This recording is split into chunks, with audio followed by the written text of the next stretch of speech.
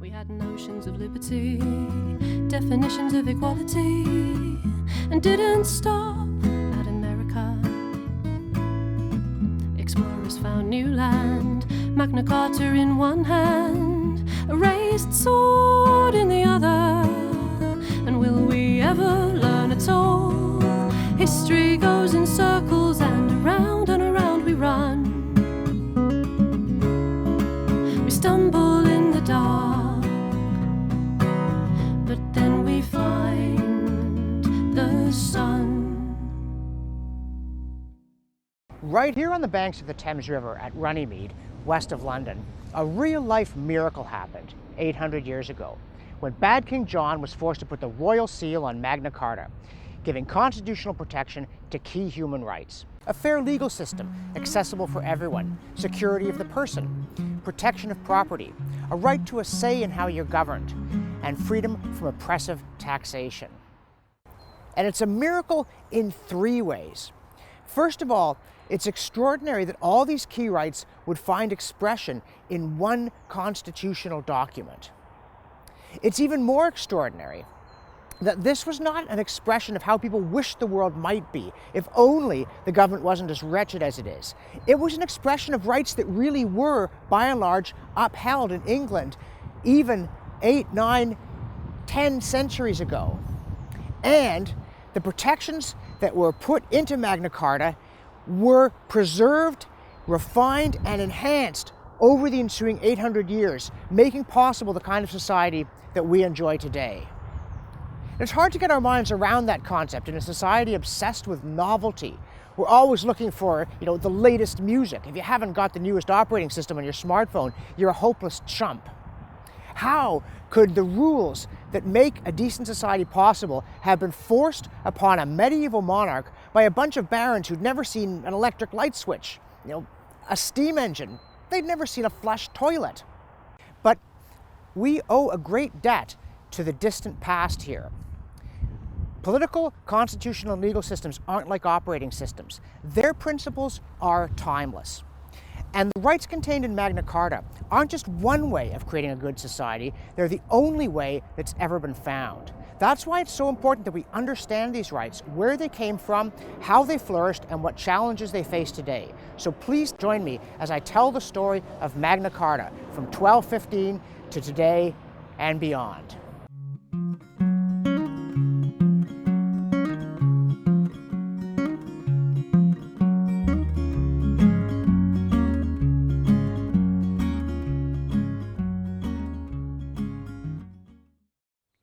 The easy mistake to make is to think that previous generations whose views resemble ours, they're the progressives, and the ones who were moving in the other direction, they were the reactionaries. But the fascinating thing, if you look at the debates before and up to Magna Carta, is the extent to which the people who were trying to constrain royal power saw themselves as the conservatives. They were looking not forward to our own democratic age, but back to what they imagined to have been the natural constitution of England, one where kings were constrained, where there was a conciliar form of government, a parliamentary form through the Witan, and where, above all, the rules were above the rulers. And here's the extraordinary thing. They were right.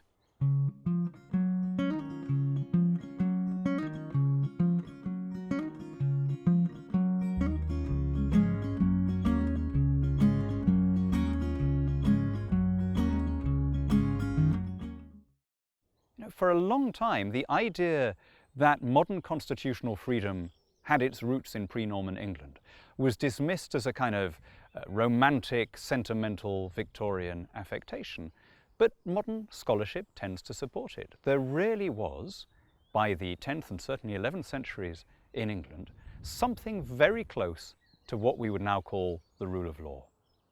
When William the Conqueror invaded in 1066, he came to seize a throne, not to overthrow a political system. In fact, he promised his subjects that he would respect the laws of Edward the Confessor, the last Saxon king, and those were laws that really did apply fairly to everyone.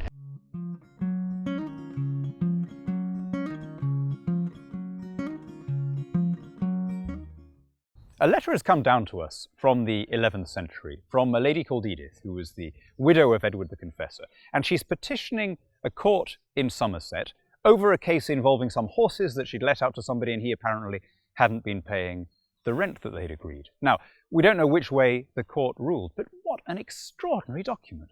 Here is the most powerful woman in the kingdom petitioning a minor provincial court for justice in a personal matter. Not only is it unthinkable to imagine such a thing happening anywhere else in the world in the 11th century, it's pretty hard to imagine such a thing happening in a large chunk of the world today. There's also the tale of Lady Godiva, which has persisted in folklore, I think, primarily because of her wardrobe, or rather conspicuous lack thereof. But the point of this apocryphal medieval tale about Saxon times is that Lady Godiva rode naked through the streets of Coventry to protest her own husband's excessive taxation that left the poor without food to eat or clothes to wear. And by the way, this is where we get the phrase peeping Tom. Apparently one tailor snuck a look and, the story goes, was struck blind. But the point is that in medieval England, men and women looked back to Saxon times as a period of justice and equity and humility on the part of rulers. And they were not entirely wrong to do so. When William's son Henry took the throne in 1100, his coronation charter also promised to preserve the laws of Edward the Confessor.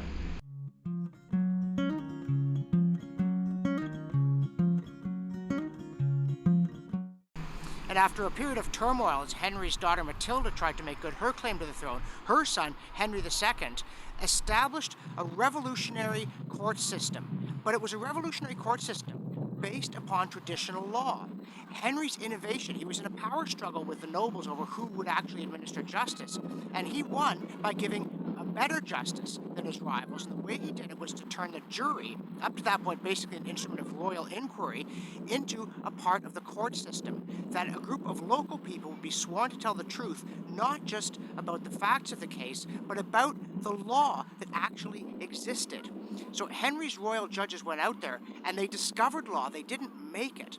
By the time his justiciar Glanville either writes or causes to be written a treatise, this common law has come into existence, the law of the land, a phrase which, again, Daniel Hannan notes, is not one you find in other countries. When the Americans in 1789 write a constitution derived from we the people, they don't think they're innovating, and they're actually not. They are preserving a system that the Normans inherited from the Saxons. And it was this system that John was failing to respect, and that is what made him such a bad king.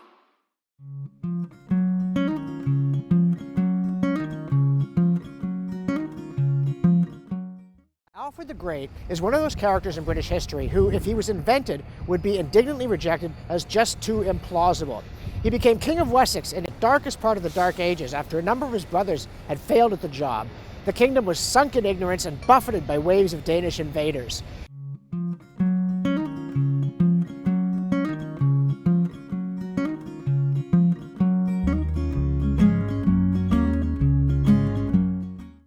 Alfred himself was ambushed by the Danes at Christmas time, nearly killed, fled into the marshes of Athelney, and it's at this period that the probably apocryphal story arises of Alfred and the cakes. But the rest of the story is real.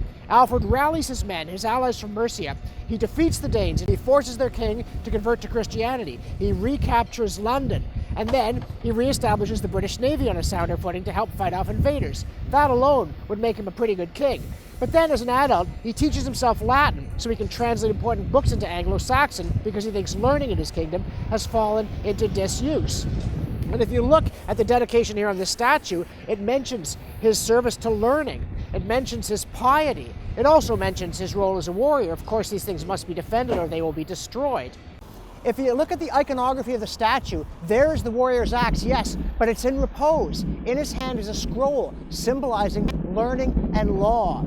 Alfred didn't fight because he loved battle. He fought because he loved the things that soldiers must protect if they are not to be destroyed. The iconography is equally clear in this giant statue of Alfred here in Winchester, erected on the 1000th anniversary of his death, put up in October of 1899. You can see clearly a Saxon warrior, in fact somewhat romanticized. They've got him with that great big beard we all know they had, though what limited evidence we possess suggests Alfred was actually clean shaven. But he has the sword in hand, inverted to form a cross. The warrior who is also a pious man who upholds peace and learning. And it's inscribed to the founder of the kingdom and nation. There was a giant procession through Winchester before it was put up, and the event was recorded as far away as the New York Times. Men and women then were clearly not running away from their history. They even spelled Alfred A-E-L-F-R-E-D. And yet it sits now in the heart of historic Winchester in a small and somewhat squalid car park. I fear that we're losing this sense of a magnificent past and of heroes with deeds worth emulating. And if we lose the idea, we'll lose the practice as well. Wantage is the birthplace of Alfred in 849, but this statue doesn't commemorate that. It was dedicated in 1877, the 1000th anniversary of his pivotal victory over the Danes by the Prince of Wales. But there's another thing about Alfred, perhaps his greatest claim to fame. He restored justice to the laws, and he himself said that he hadn't added much to the laws because he wasn't so arrogant as to think that he could just remake the rules under which his subjects lived, which of course is the point of the parable about the cakes.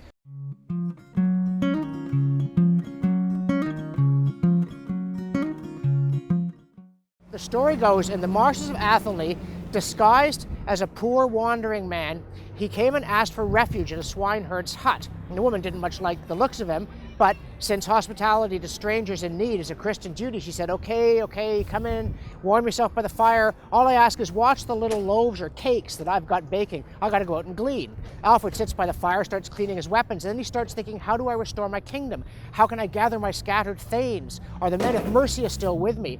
And he gets so absorbed in these thoughts that he forgets what he's meant to be doing. The next thing he knows, the hut's full of smoke, the woman's in the doorway screaming, why, you no good bum, I let you in, I let you warm yourself. All I said was watch the cakes, now they're all burned up, what are we supposed to eat? And the punchline is, instead of drawing himself up to his full regal height and saying, madam, you may not speak that way to your king, or swatting her head off, he apologizes. And this story, though it probably didn't really happen, was told at dinner tables and firesides in the English-speaking world for 1,000 years because it embodied the expectation of political leadership that rulers would be humble and driven by service, not arrogant and tyrannical.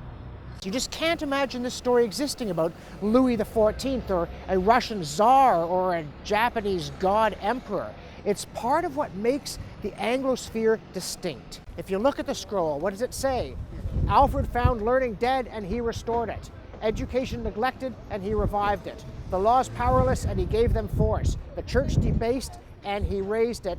The land ravaged by a fearful enemy from which he delivered it. And that is why he is the one and only monarch in British history to have earned the epithet the Great.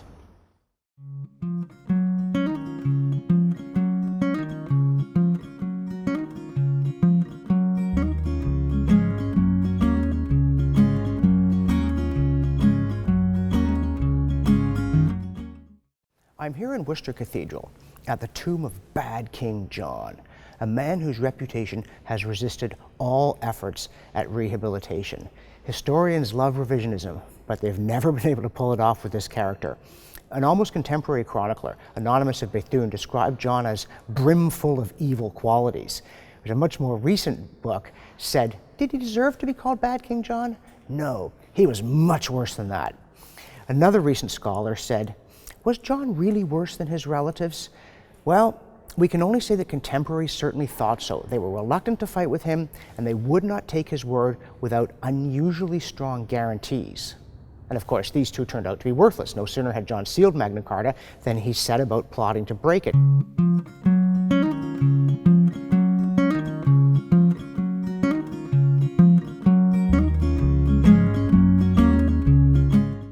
Got the Pope to annul it, raised an army, died of dysentery. Nobody missed him. But what exactly is it that John was doing wrong? Simple answer, though a cliched one. He was refusing to respect the rights of his subjects.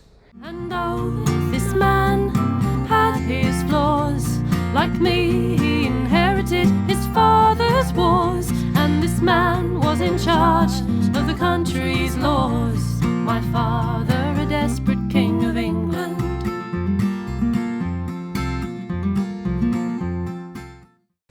Yeah, it's true. His brother, Richard the Lionheart, that was the hero of the Robin Hood stories, actually didn't care much for England. He once said he would have sold London if he could find a buyer. He imposed a crushing burden of taxation on the country, especially when he was captured by the Holy Roman Emperor, went off fighting. Richard loved fighting just for the sake of it. The ransom was 150,000 marks, twice the annual income of the kingdom, and John got saddled with trying to collect it.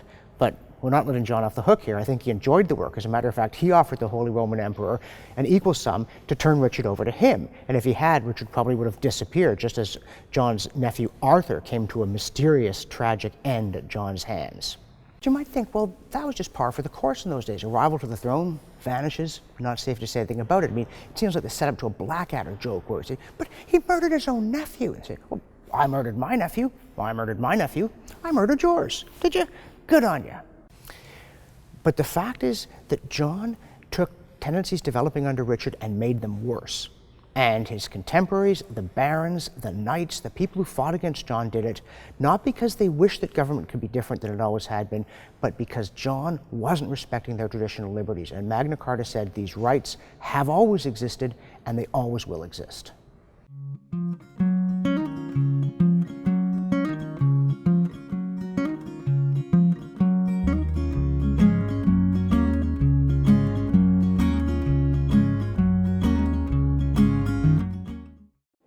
Here in Canterbury Cathedral lie the bones of a genuine hero, Stephen Langton, Archbishop of Canterbury from 1207 to his death in 1228.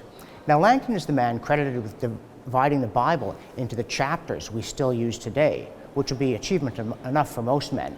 But his influence and importance go far beyond that. First, he was the focus of a power struggle between the Pope and King John. He was Innocent III's choice as Archbishop. John refused to acknowledge him, which led to the Pope placing all of England under interdict in 1208 and ultimately pronouncing John deposed.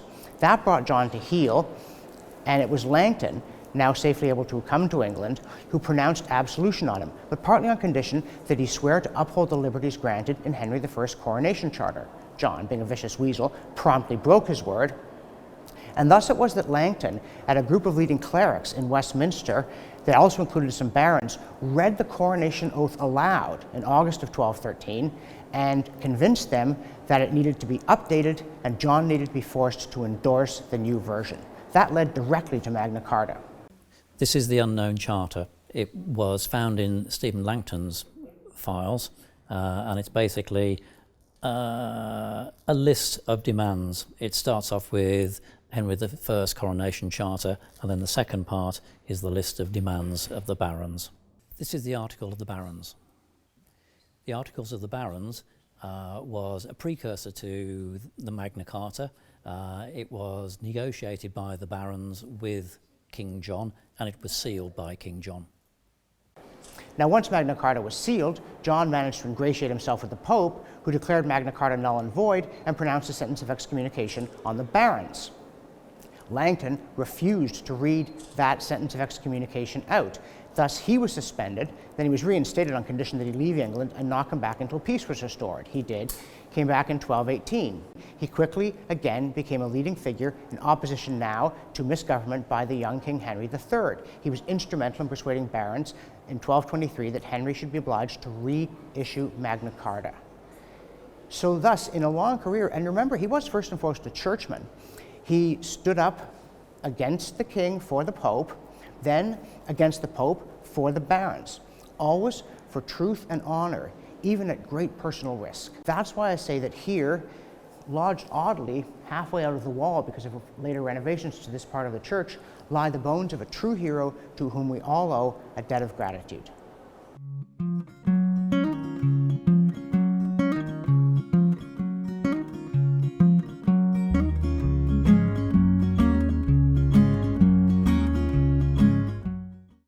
This is our version of Magna Carta. It was produced from the Articles of the Barons, and it was produced as one long charter. It's about 4,000 words long, and it was sealed by John. The Magna Carta exhibit here at Salisbury Cathedral showcases their own copy, one of 4 surviving Magna Cartas from 1215. It's the best preserved one in an exceptionally fine hand, apparently using superior ink. It was brought here, it's believed, by Elias of Durham. He was responsible for distributing 10 of the original copies. We're not sure quite how many were made. There were supposed to be 39 or 40. one for every county. But King John, who was plotting to break his word before the wax in the seal had even hardened, wasn't all that keen on making sure copies were distributed. Neither were a lot of the barons. They were often rough and ready military men. But the church was very concerned, in part because Magna Carta, among other things, guarantees the liberty of the church. It will not be a creature of the state. So this copy is brought here, it is preserved, it is honored as part of the legacy of freedom of thought in the English-speaking world. It's quite interesting reading Magna Carta, or copying Magna Carta, I should say. You almost get into the mindset of the scribe. You can see the scribe starting off writing the thing, there's not too many abbreviations, and then a third of the way through, he quite clearly panics.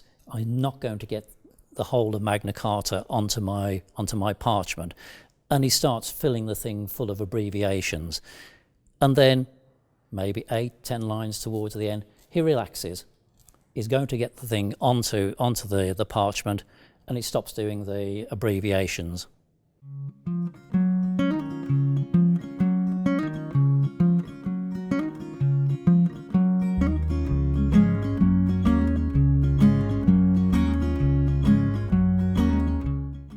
I think arguably it was one of the first documents that called for freedom of religion. It actually said about the church was going to be freed up from undue interference from the political leadership, from the king.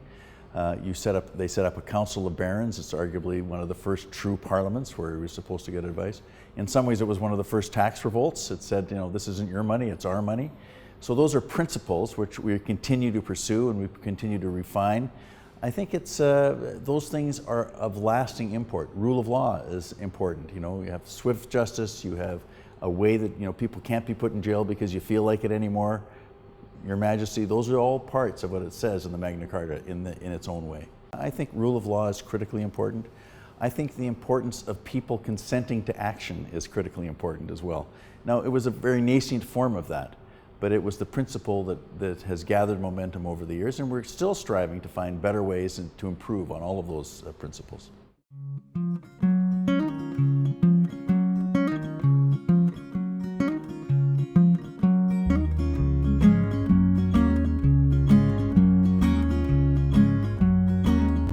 Rochester Castle, here behind me, was the scene of a bitter siege in the fall of 1215. Just 4 months after he'd agreed to Magna Carta, John had an army on the move from Dover to London to try and undo the Great Charter. But this castle had been entrusted to our old friend Stephen Langton. He had staffed it with men loyal to the barons, and they didn't want to let John's forces cross the Medway. Any action against the throne must be punished ruthlessly. This king must be stopped. When John's men invested the castle, on the king's orders, they ransacked Rochester Cathedral behind me, and to add insult to injury for Langton, they stabled their horses in it. But castles like this are difficult things to take. John's forces resorted to tunneling. They mined under the southeast corner of the keep, shoring it up with timber balks so it wouldn't come down prematurely on their heads. And then John wrote to his justiciar saying, "Send me 40 fat pigs of the kind least good for eating." They took the fat of those pigs, greased up the timbers, set them on fire, and the corner of the keep came tumbling down. But the defenders hung on in half of the keep for another 5 days before starvation, rather than brute force, drove them out. John, meanwhile, erected a memorial to the pigs and a gallows where he said he would hang all the defenders. But one of his commanders pointed out to him that he might one day, the fortunes of war being such as they are, be captured himself and bitterly regret that precedent, so he only hanged one guy. But the siege and its outcome here are a reminder when we talk about the courage it took to uphold liberties. We don't just mean the people who wound up with marble effigies in cathedrals. We mean every man and the woman behind him who stood with sword or bow in hand in defiance of tyranny here at Rochester or on countless other battlefields throughout England. That's the kind of courage that made the triumph of Magna Carta possible, not just in 1215, but on down succeeding centuries to our own time.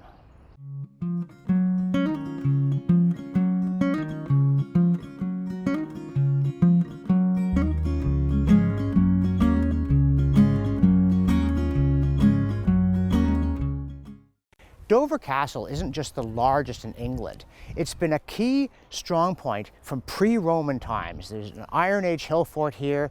The Romans built on it. As soon as the Normans got here, they knew they better put a castle up.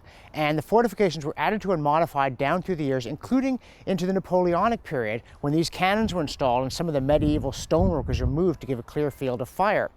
One curious incident in the fighting over Magna Carta is that in 1216 and again in 1217, Prince Louis, son of the King of France, besieged Dover Castle.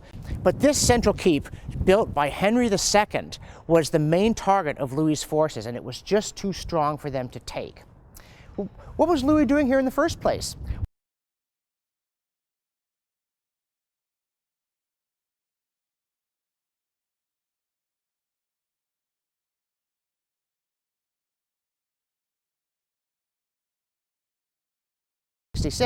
Many of them still had lands in France, including the king. John, after all, is Duke of Normandy, Count of Anjou, and other things.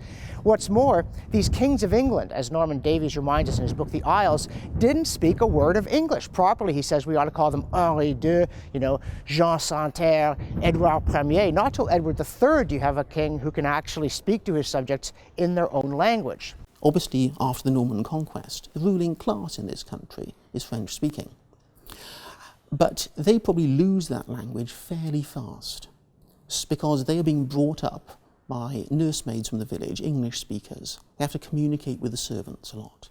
So this means that they are coming to speak English, or perhaps pidgin between English and French, as their language. It's probably only at the very highest levels of society, such as the king himself, where French remains the natural and mother tongue well on into the 13th century. But does that mean that but for the fortunes of battle, the thickness of these walls and the determination of the defenders, Magna Carta might be a footnote and England might have become a part of the continent? No, political culture runs deeper than that. And one reason Louis didn't become King of England is that when John died, William Marshal, the regent, persuaded the new boy king Henry III to reissue Magna Carta, to promise that he would respect the liberties his father had scorned and trampled underfoot. So kings may come and go, but political culture is enduring, and no one could become King of England and hold the throne who did not respect the rights of his subjects.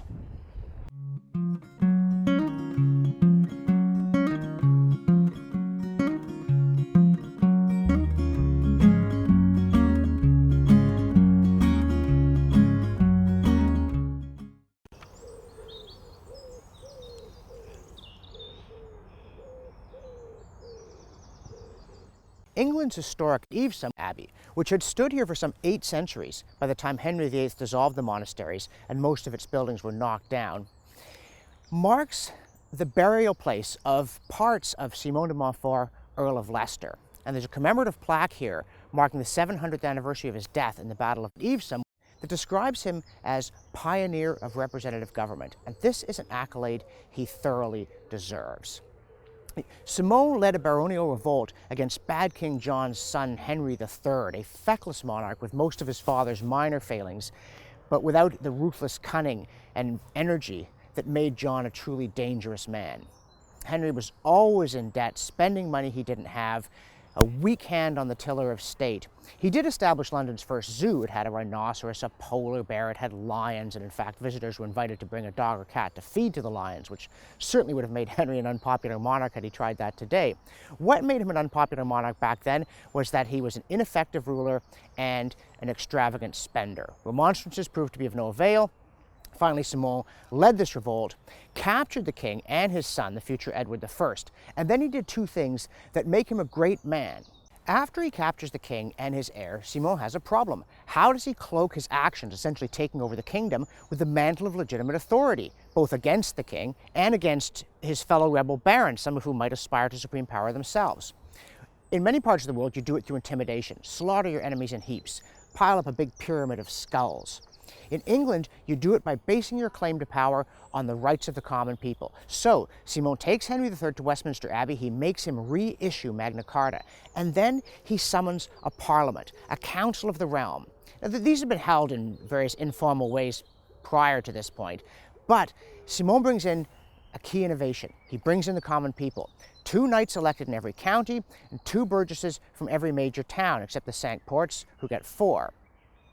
And this is an extraordinary thing. Now, as I said, Simon himself comes to a bad end. Edward escapes, rallies an army, kills Simon, cuts his body into little bits, some of which were interred here, others of which were carried off as gruesome trophies.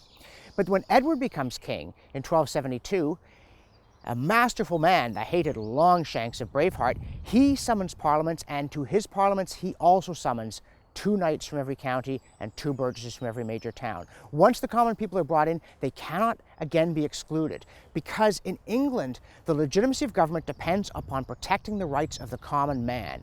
And Simon de Montfort was not a flawless character. Among his failings, there was a streak of vicious anti-Semitism in his revolt and in his popular appeal. His rights of the common man did not include the Jews, tragically.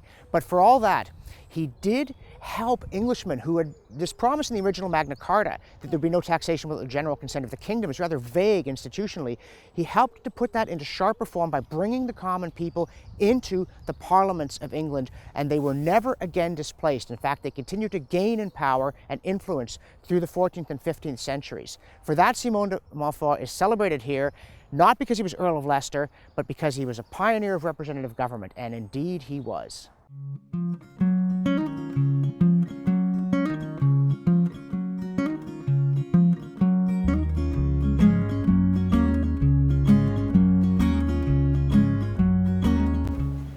One curious misunderstanding that frequently arises about Magna Carta is that it was somehow an elite deal.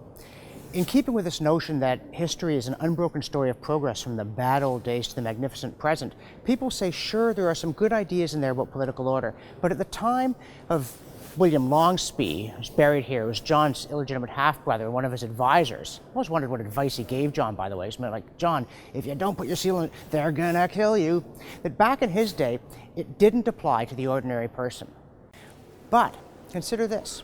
From the time of Edward I, that is, before the end of the 13th century, it was decreed that Magna Carta should be read aloud in all the cathedrals, like this one here at Salisbury, twice a year. Why? So that everybody would know what it said. Of course, Magna Carta is in Latin. It would be translated on the fly by clerics who may sometimes have botched what they were saying. But the fact of the matter is that there was a deliberate legislative enactment that it should be made available to the general populace in a form they could understand, so that everybody, all free men, would know what their rights were. That was what Magna Carta said right from the beginning. And while it is true that that circle was not drawn broadly enough, that sometimes tragically did exclude people, the intention from the beginning, that nullus homo liber, meant everybody.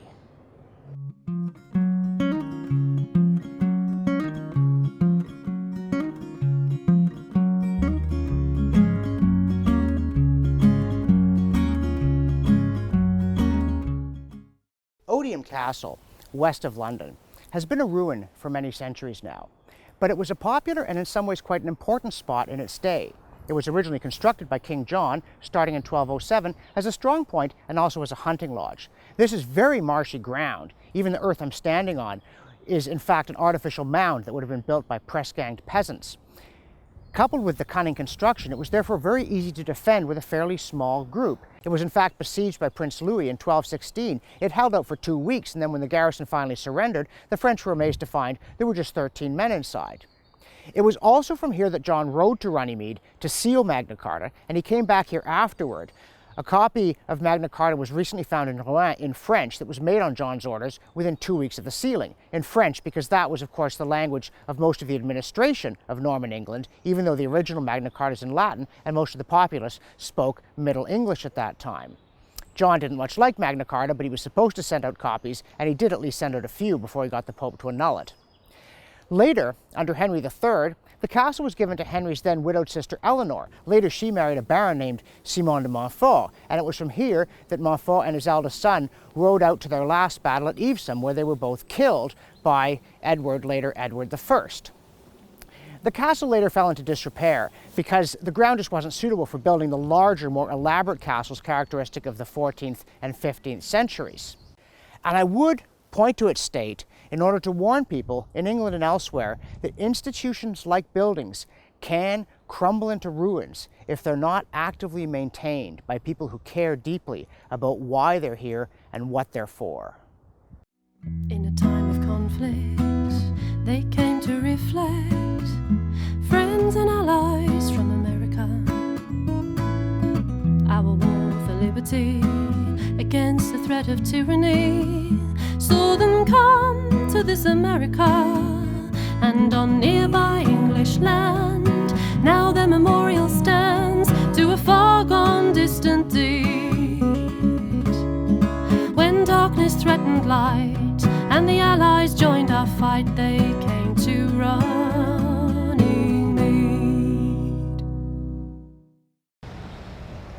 Westminster Abbey has stood in the heart of London through almost every important event in British history that you've ever heard of. It was founded by the last reigning Saxon king, Edward the Confessor, in 1065, though of course much of the most ornate work is later medieval. But this cathedral was here when Magna Carta was sealed. It was here during the English Civil War, it was here during the American Revolution, it was here during the Blitz. And it has particular relevance to our story for two reasons.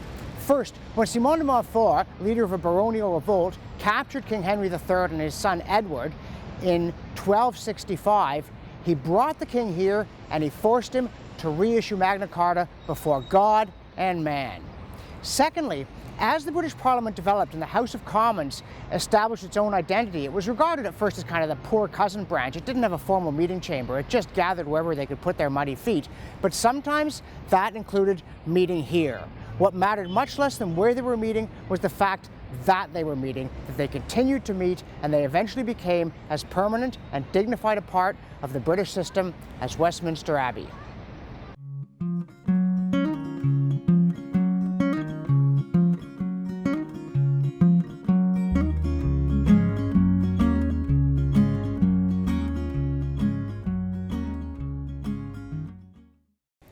Lincoln's Inn is a characteristically British institution. Law students had been coming here from time immemorial when Edward Coke became Speaker of the House of Commons, and that was under Elizabeth I.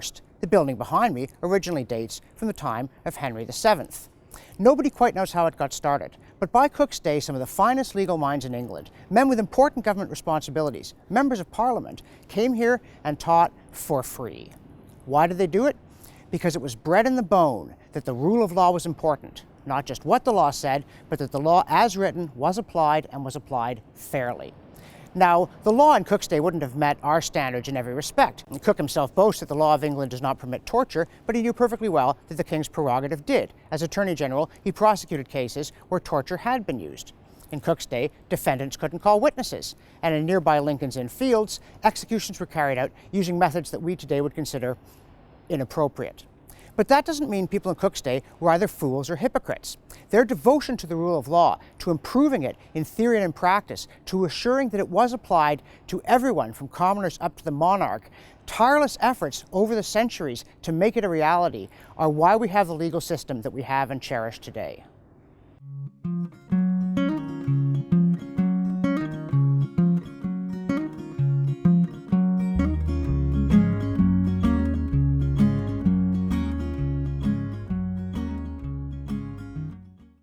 Windsor Castle is the oldest continuously inhabited castle in the world, and of course it has grown greatly in size and magnificence over the years.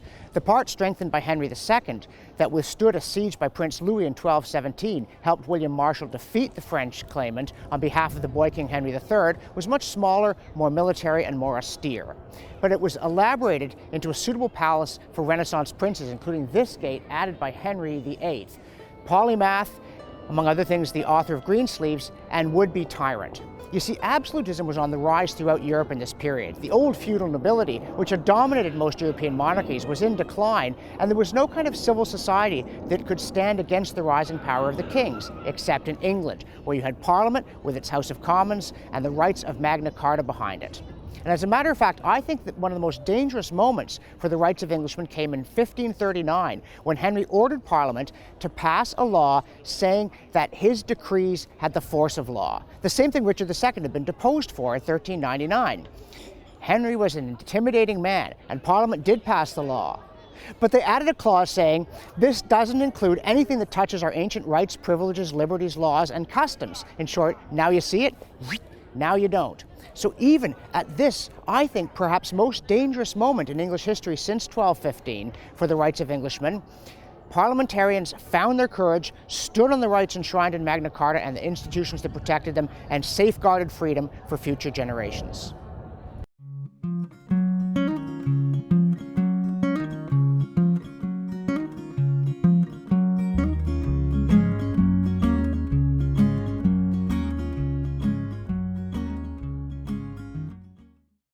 This candle on the floor of Canterbury Cathedral marks the very spot where the remains of St. Thomas of Becket are not buried.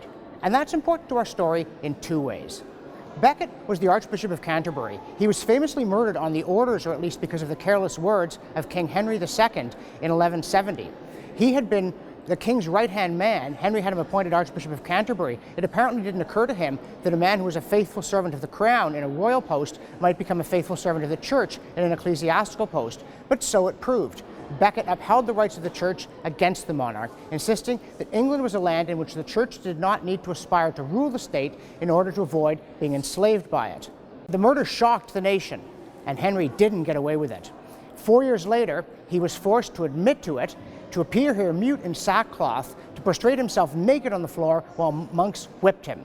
Becket's bones were interred in the cathedral. They were moved here 50 years after his death in 1220, and it quickly became a shrine. He was canonized, and pilgrims flocked to it until 1538, when, as part of the dissolution of the monasteries, Henry VIII had the shrine and the bones themselves destroyed. Why? Well, Henry had just broken with Rome and made himself effectively the English Pope so that he could divorce his wife Catherine of Aragon and marry his mistress Anne Boleyn. The last thing he wanted was people remembering a man who was martyred for standing up for the church against the crown and succeeding despite losing his life. He wanted to rule the church, he wanted the church lands. But what is remarkable here, I think Henry VIII, though not the worst king in English history, was probably the most dangerous. At this point, absolutism is rising throughout Europe. The feudal nobility is decreasing, the national state is becoming stronger, and in France and Spain and Germany, there seems to be no effective counterweight to the king or the emperor. But here in England, Henry didn't dare to do these remarkable, extravagant things that he did, including the break with Rome, without the support of Parliament. He was an outsized figure and an era of outsized rulers, but even he could not crush the liberties of the English the way he did manage to crush the bones of Thomas Becket. The church at Salisbury was originally up here in the strong point of Old Sarum, an Iron Age hill fort, until quarrels with the soldiers manning the new Norman castle at the top of the hill over access to the one reliable source of drinking water led the clerics to relocate down there to Salisbury Plain. It sure beats schlepping buckets of water all the way up this hill. In itself, it's a small thing, but it's an emblem of the long struggle for freedom of conscience, for the church to be neither a slave of the state nor a conspirator to rule from behind the curtain, but just to be left alone by the state. Part of the whole issue of liberty of conscience that's caught up with the struggle to preserve Magna Carta, whose first guarantee, after all, and one of only 3 that are still legally binding, was precisely that, freedom for the church.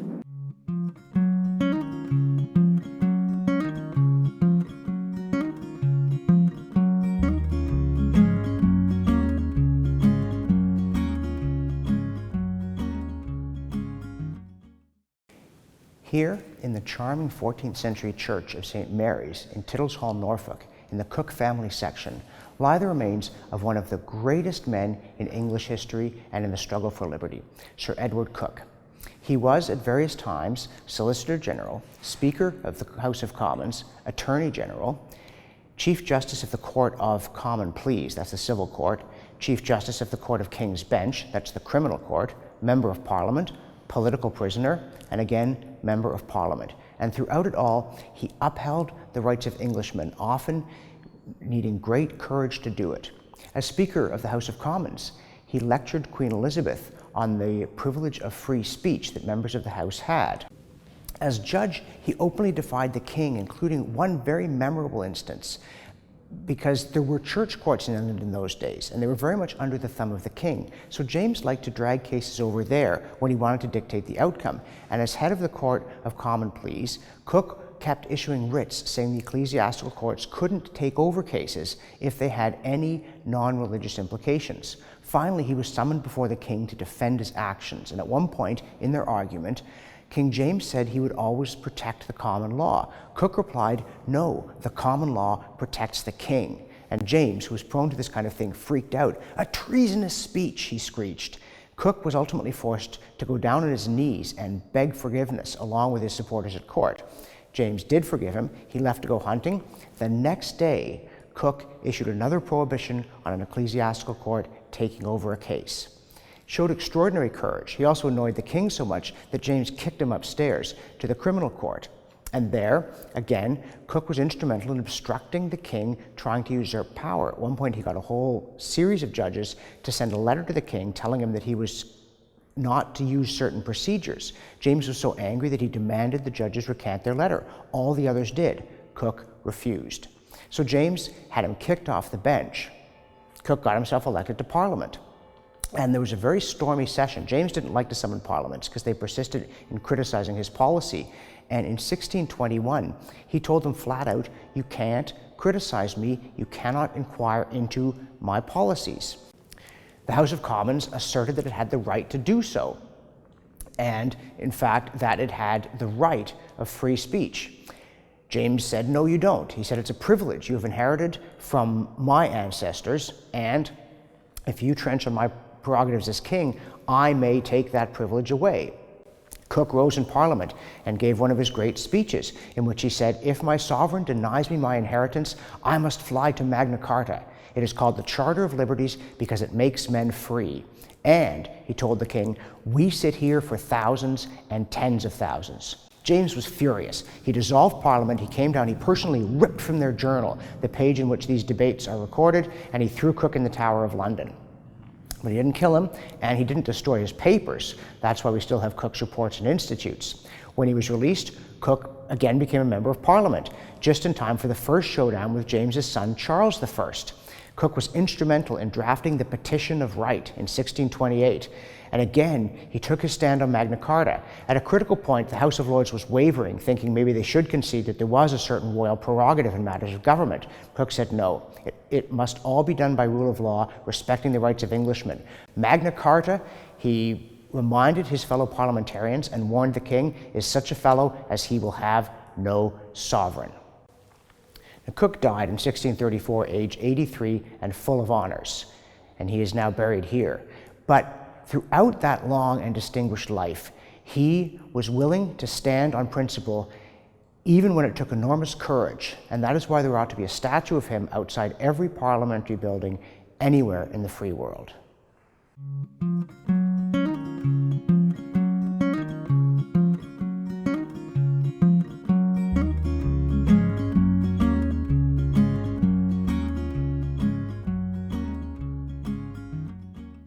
Dedicated to the memory of Sir Edward Coke, Knight, a late Reverend Judge born at Milam in this county of Norfolk, excellent in all learning divine and humane, that for his own, this for his country's good, especially in the knowledge and practice of the municipal laws of this kingdom, a famous pleader, a sound counselor.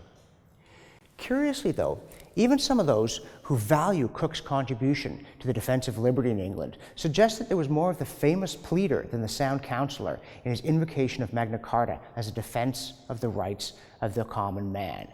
They say Cook took what was essentially a forgotten medieval document, an elite deal, and reinvented it as a charter of liberties for all citizens.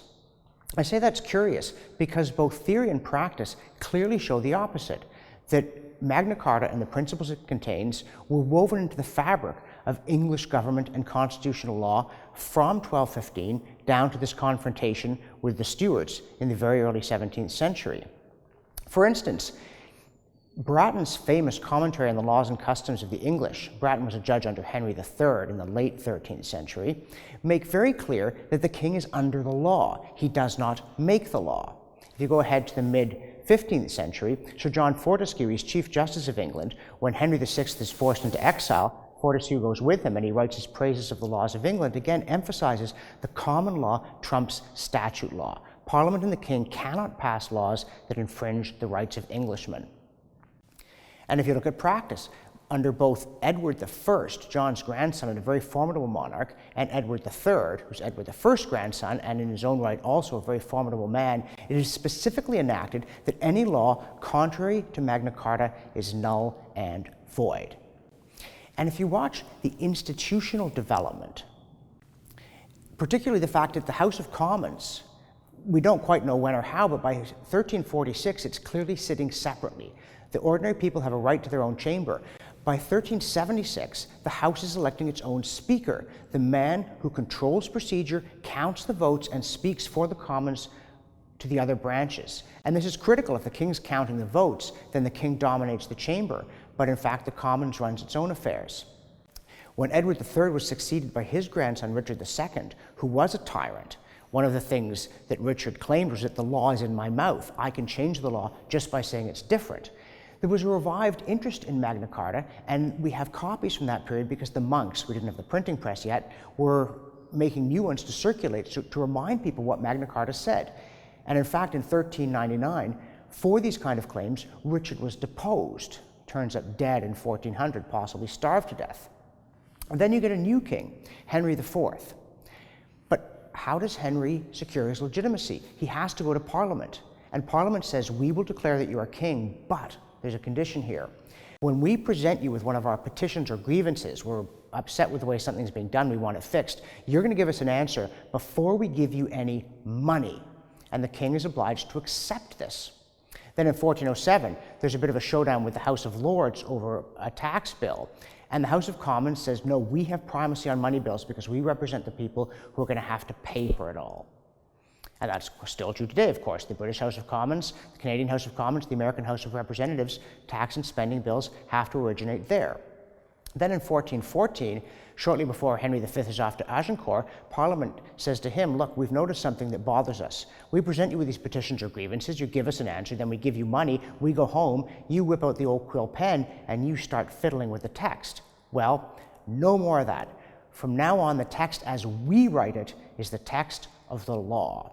So already you have, by the early 15th century, the fundamental structure of government by legislation and Parliament controlling supply. That is, the purse strings are used to restrain the executive. It's all in place. And it's all in place based on the simple fact that the common people of England have a right to, not just to a say in how they're governed, but fundamentally to control it, to set the terms and conditions under which government operates in England. If people didn't mention Magna Carta every time they turned around, it's because they didn't have to. It was all incorporated into the fabric both of the commentary on the law and the practice and the constitutional order. It's only when the Tudors and the Stuarts start challenging it that people explicitly bring it up and say, no, no, no, this is the way things are. This is the way they've always been. This is the way they're going to stay. At one point, Henry VII, Henry VIII's father, said he was so fed up with Parliament that he would never call one again. He would govern in the French fashion. But that was just letting off steam. Nobody dared undertake important measures without Parliament until you get to James I, who just pulls it off by not pushing his luck too far, and Charles I, who pushes his luck too far and gets himself beheaded. So Coke doesn't reinvent Magna Carta. He doesn't blow a thick layer of dust off it. It's simply that the rights in it hadn't been challenged in this way very often. When they were, Magna Carta was certainly looked at, appealed to, circulated, and discussed, and under the Stuarts, when once again the rights of Englishmen are under siege, once again it is on Magna Carta that defenders of freedom stand.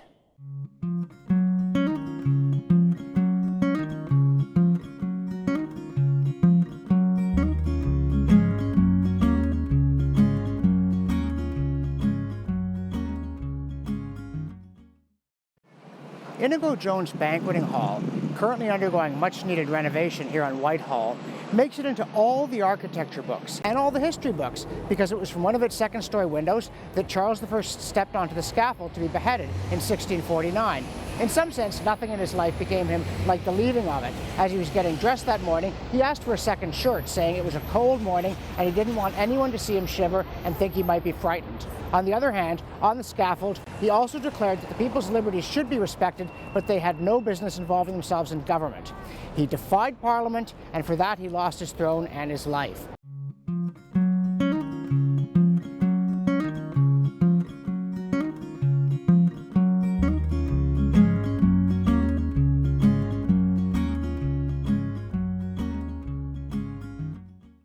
I'm standing in a field. It might seem like a better place to gallop a horse than to talk about history, but in fact I want to talk about history involving galloping horses, because this field is next to Powick Bridge in Worcester. Obviously that's a newer bridge than the one that was there back in 1642, when this was the site of the first significant battle in the English Civil War, in which the Royalist cavalry soundly defeated Parliamentary forces. It's also the site of the last major battle of the English Civil War. 9 years later, in 1651, the Royalists under Charles II, Charles I by then having been executed, suffered a crushing defeat here, were pursued into Worcester, and finally defeated conclusively at Fort Royal Hill, forcing Charles to flee north, at one point hiding in a tree, the famous Bascom oak. A bit undignified for a monarch, but there you have it. History is like that. But that wasn't really the end of the English Civil War. The triumph of the Parliamentary forces brought in Oliver Cromwell and England's only formal written constitution. But as one wit put it, all Cromwell's pieces of paper ever succeeded in doing was putting a wig on the end of a sword.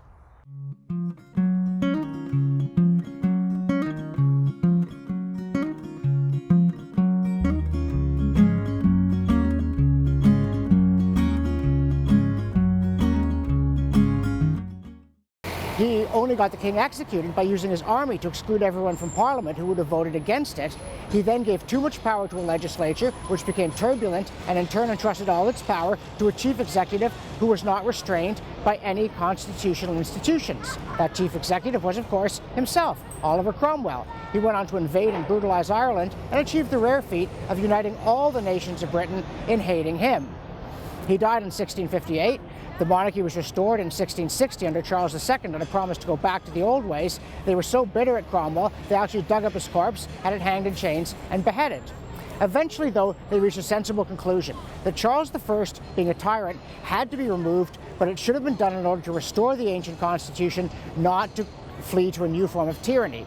So, in the end, Cromwell got a statue in front of Parliament, and the British got their ancient constitution and their ancient liberties back. And this was not a war between the toffs on one side and the ordinary people on another. It was a war of ideologies and to some extent of regions. It's striking that, the first Royalist victory and their final defeat would both have happened in Western England, a part of the country that was as strong for Charles I and Charles II in the English Civil War as they had been for King John in the battles over Magna Carta. A part of the country that is more inclined to think of the importance of hierarchy and established rules and a bit less attentive to abuses of power, whereas in Eastern and Southeastern England, if there's an imbalance, it's the other way.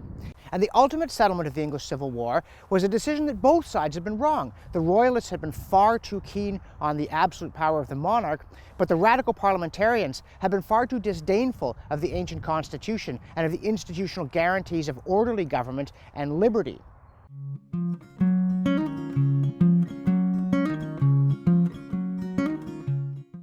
Following the Glorious Revolution of 1688, William III and Mary II were invited to become King and Queen of England, and as a condition of their coronation, they had to accept a Bill of Rights with limits on their power, and so they became the first constitutional monarchs. There had been gradual limits on the power of the monarch that had developed since Magna Carta, but when William and Mary accepted the Bill of Rights, this created a perpetual constitutional monarchy that became Canada's system of government and that of 16 Commonwealth realms today.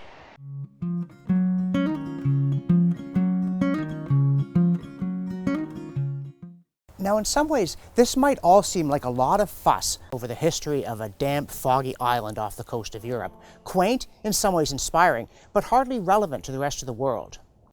But within a few centuries of Magna Carta, the whole world would have to take note of England, which rose to be a world power with an empire that spanned continents. And a critical step in that was the settlement in 1607 at Jamestown, Virginia. The ships here at the Living History Museum in Williamsburg, Virginia, the Jamestown settlement, give you some idea of the fragility of that original expedition. The Godspeed is euphemistically described as the second largest ship in the fleet. In fact, it's the second smallest. The smallest is the Cockleshell Discovery, just 66 feet long. If you take off the bowsprit, it's smaller than a Titanic lifeboat and a lot less seaworthy. You sleep down in the cargo hold. All there is to get up and down is rope netting, no stairs. And up here on the deck, the only furniture is the tiller and the pump. So if the ship is in danger of sinking, you scramble up the rope netting, tie yourself to the mast so you aren't swept overboard, and pump for dear life. Please enjoy your trip across the Atlantic. They were on this ship for 144 days. The original expedition to settle at Jamestown was horrendously ill-planned from virtually every point of view, when it was planned at all. The original colonists seemed to have no idea what they were doing. They didn't bring over proper tools, they didn't bring farmers, they knew nothing about the geography of the place they were going. They suffered from the starving time, terrible disease. Jamestown was built in a swamp, another example of really, really bad planning. And they had trouble with the local inhabitants. And yet, for all the fragility of the expedition, it was solidly based, at least when it comes to the principles of liberty. Because within 12 years of the ludicrous establishment of Jamestown, they had set up the first representative assembly in the New World, the House of Burgesses. And Virginia was royalist in the English Civil War. They staunchly declared their adherence to the cause of King Charles II. But they sent him a pointed reminder that as Englishmen, they governed themselves, including on the critical point, no taxation without representation. Now, unfortunately, and there's no glossing over this part of the story, the same year that the House of Burgesses was created, in 1619, in the same place, the first black slaves were sold in British North America. The founding of a horrendous institution based on absolute denial of individual liberty that divided the colonies and then the United States, triggered the bloody Civil War, and scarred and stained America to this day. Liberty is the foundation of a decent society, and when you fail to respect liberty, you pay a heavy price. The first Americans left these shores when the mania for Magna Carta was at its height. Magna Carta had been pressed into the contemporary quarrel between supporters of parliamentary preeminence and supporters of the Stuart monarchy. And the people who settled New England tended to be drawn from the parts of the country and the communities that were strongest in their belief in parliamentary supremacy. And they carried that bias, that disposition, to their new homes. It's terribly important to understand this. Magna Carta for them was not an antiquarian document that they had revived and found to be relevant. It was something they'd carried with them. It was as much a part of their inheritance as the house or the horse that they'd inherited directly from their parents. And so when they saw later, as it seemed, another British monarch violating the terms, raising taxation without consent, trying people without the jury system, they regarded that as an expropriation, as a violation of the freedoms that they assumed they had been born with as Englishmen.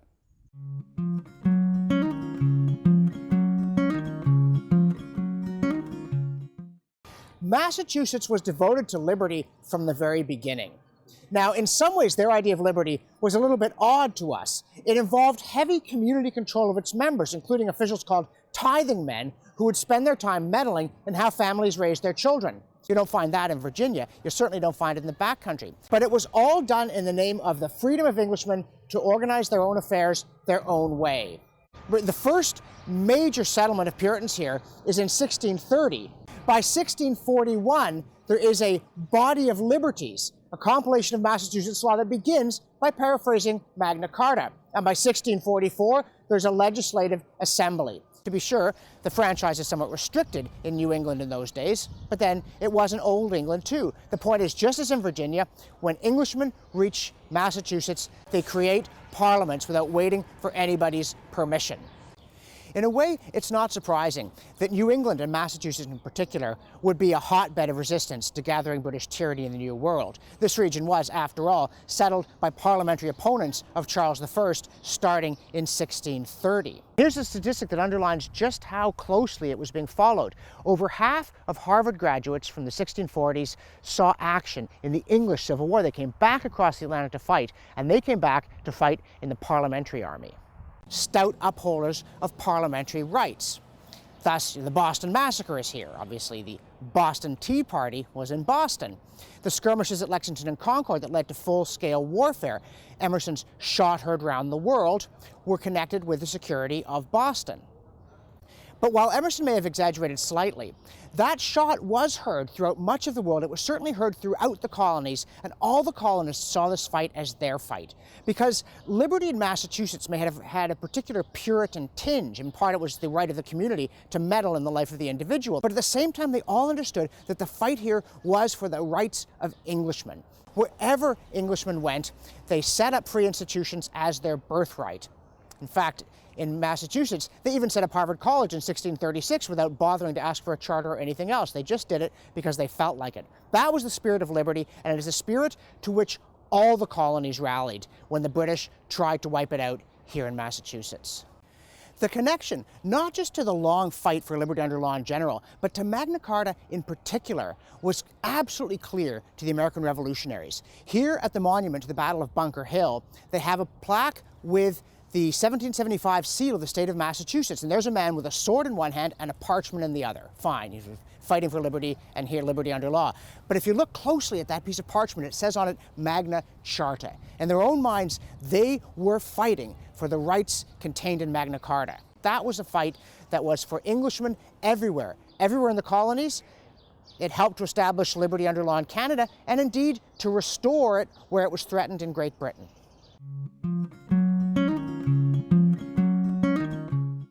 The Boston Tea Party Ships and Museum, here behind me in, of all places, Boston, are a wonderfully vivid recreation of that critical 1773 protest. You've got replica 18th century ships from which people can throw replica 18th century bales of tea into the harbor.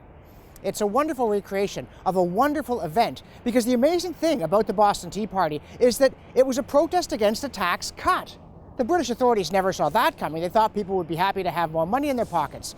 But the colonists' reasoning, impeccably, was this: if they can cut our taxes without our consent, that means they can change our taxes without our consent, that means they can raise our taxes without our consent. And that violates the principle of no taxation without representation, for which we have been fighting for more than 500 years.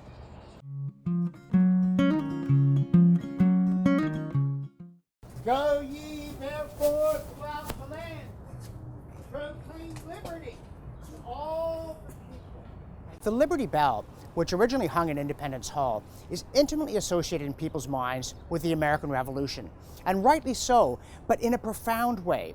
The bell was originally forged to celebrate the liberties of colonial Pennsylvania in 1751. Now, Pennsylvania is a Quaker state, and the Quakers from the Midlands of the British Isles were often at odds with the Puritans from the southeast and the Anglicans from the west, both in the Old Country and the New. But they were all devoted to liberty. William Penn, the founder of Pennsylvania, had Magna Carta reprinted in Pennsylvania as early as 1687, and he warned his fellow colonists to hang on to their liberties, because once surrendered, they could not be easily regained.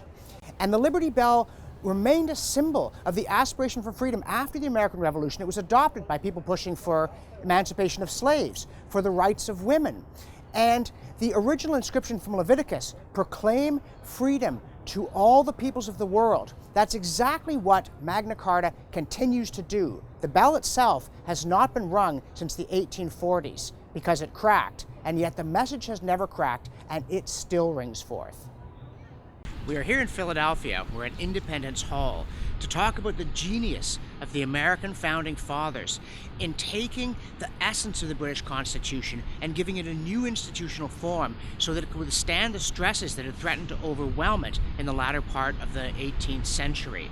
Once again, you see this process whereby the squeezing of liberty, instead of crushing it, forces it into a harder and sharper form. And never, I think, more so after 1215 than at Philadelphia in 1787. In 1787, here in Philadelphia, another truly remarkable event occurred in the long story of the struggle for liberty under law. In a sweltering summer, with the windows shut and the curtains drawn, in Independence Hall, here behind me, 55 delegates gathered to write what would become the United States Constitution. You might think they'd be exhausted after decades of political upheaval, military conflict, and domestic turmoil. But somehow, men like Franklin and Washington and Madison managed to perform an extremely creative act of statesmanship. And yet, it was a creative act of restoration, not of radical innovation. They managed to pour the old wine of British liberty into a striking new bottle. They knew something had gone wrong with the traditional Constitution that they had inherited.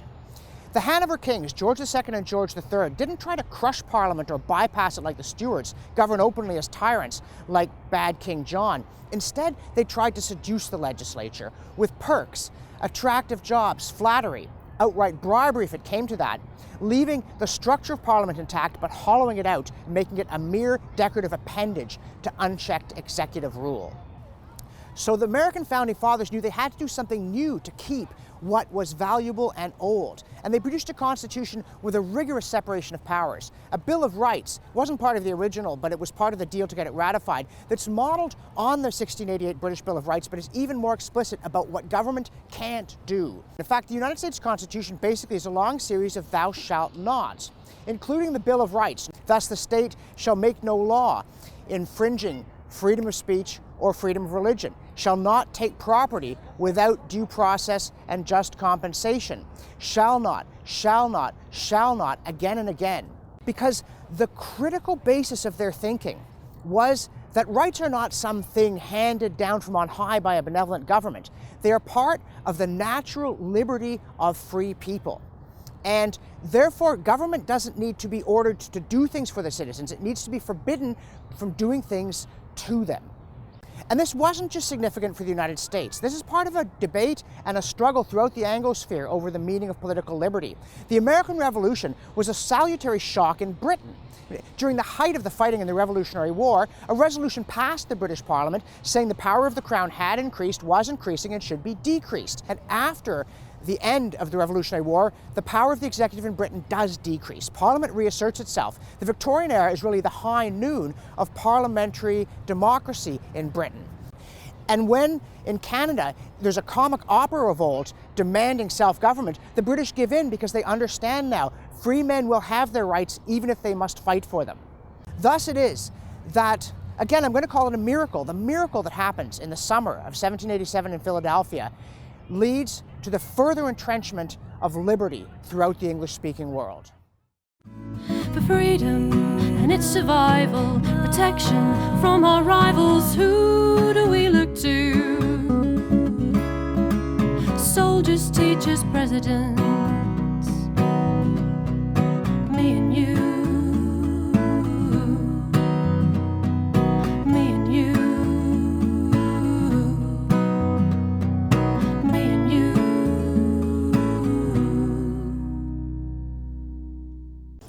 One of the most extraordinary objects in the United States Capitol, and that's saying quite a bit, is this gold replica of the original Magna Carta underneath the Capitol Rotunda. It was a gift from the Parliament of Great Britain to the Congress of the United States celebrating the 200th anniversary of the Declaration of Independence. And it clearly emphasizes their shared roots of liberty in Magna Carta and the rights it guarantees, and the continued relevance of that document 8 centuries later. There's a gold copy of the original Magna Carta, King John's seal, an English translation of it, and various emblems from British history.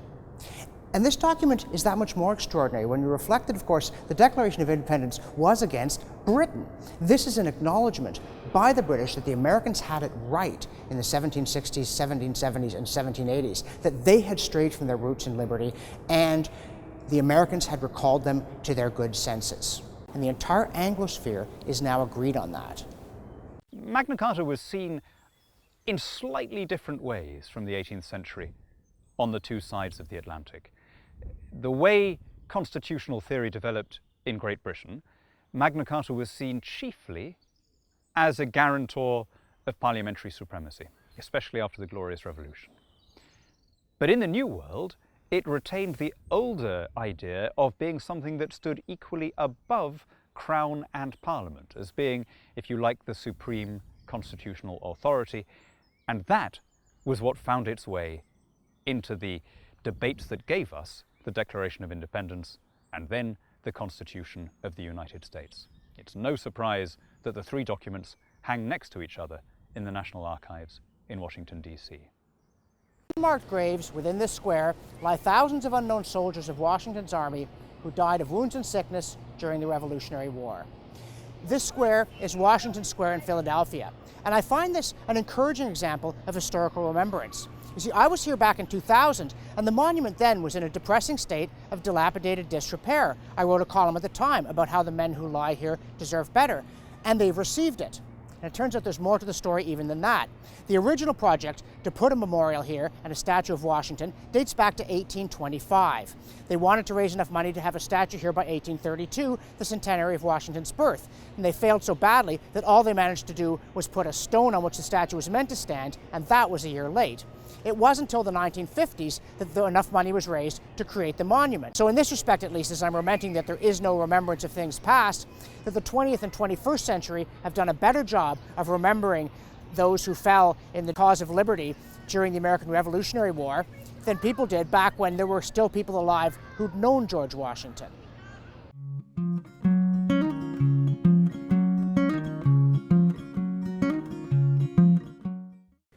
Following the tumultuous upheavals of the late 18th century and then the Napoleonic Wars, including the idiotic Anglosphere dust-up we call the War of 1812, you get a real golden age of liberty under law in the English-speaking world.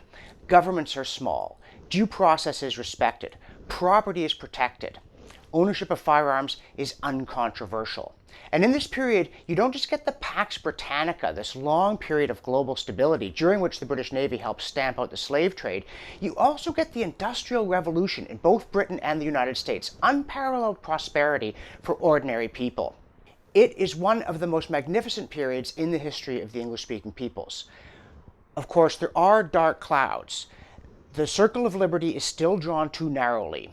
To some extent, it excludes women. It tragically excludes Aboriginals, and of course, most ominously, in the United States, it excludes Black Americans. But it nevertheless shows the cultural, economic, and even military dynamism that is unleashed when people are free in orderly societies. Gettysburg is the decisive battle in the American Civil War, and this is the decisive spot on the Gettysburg battlefield, where on July 3, 1863, Pickett's charge reached the copse of trees here and the angle before being driven back in desperate hand-to-hand fighting.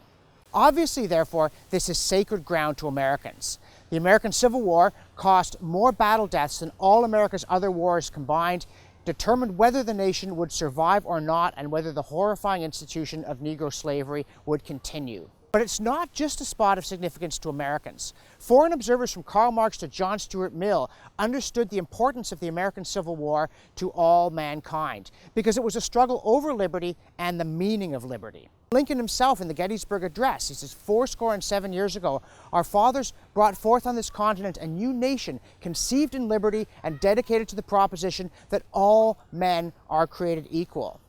Now we are engaged in a great civil war to determine whether this nation or any nation so conceived and so dedicated can long endure. He frames the war in universal terms, and both sides in the American Civil War were very clear that they were fighting for liberty.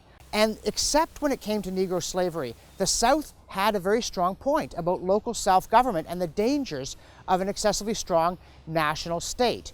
The problem is they tied all of that to an institution that was an abomination, a fundamental breach of liberty. The Union positions at the height of the Battle of Gettysburg are marked by monument after monument to the regiments who fought and whose men suffered and died here. And it's a remarkable fact about the American Civil War that it was fought not just over liberty, but over the liberty of the most despised segment of American society. And there's no getting around the fact here that even in the North, there was very little sympathy for Black Americans, virtually no support for social equality.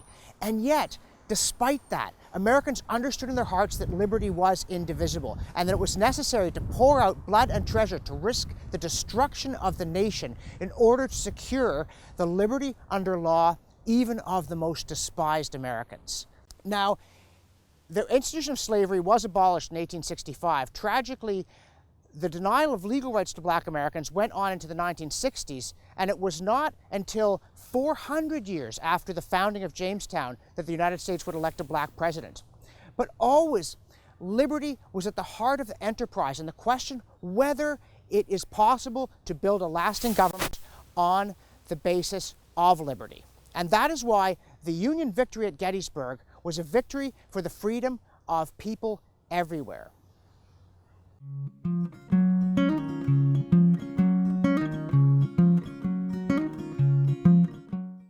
Magna Carta and its gifts to Canada takes us through 800 years of history. Magna Carta was never intended to be a static document that remained fixed in the political circumstances of 1215. It was a living document that was interpreted by successive generations. After the document had its revival in the 17th century, it inspired the French Declaration of the Rights of Man, the American Revolution, and Canada's Confederation, and the development of parliamentary democracy around the world. So it remains a living document that continues to inspire new generations.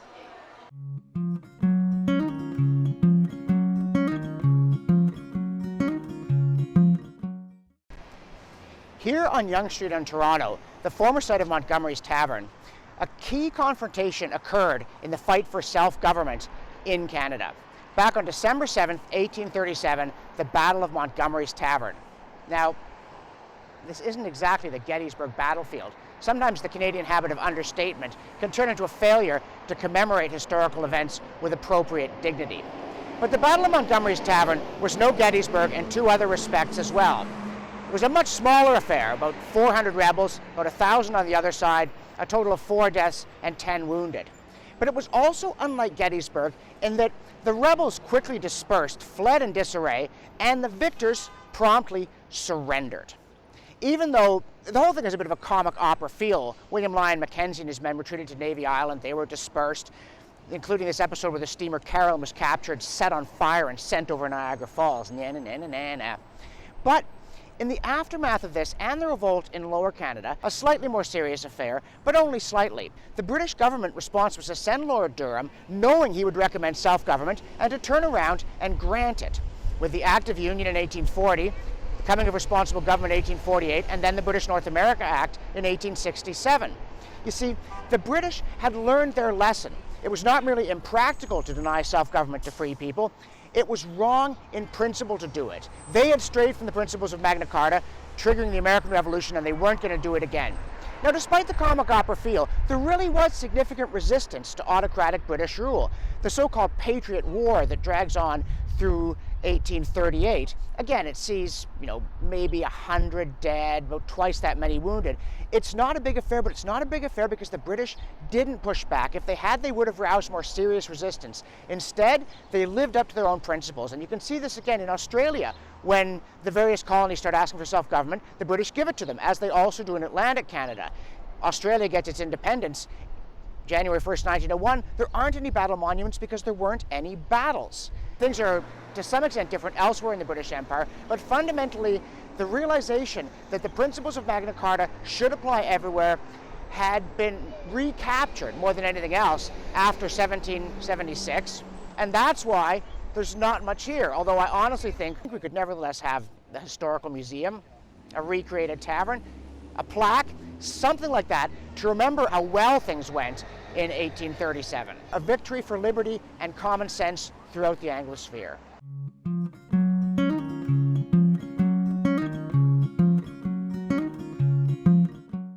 Well, it's interesting. One of my memories of the Magna Carta is the first time I heard about it.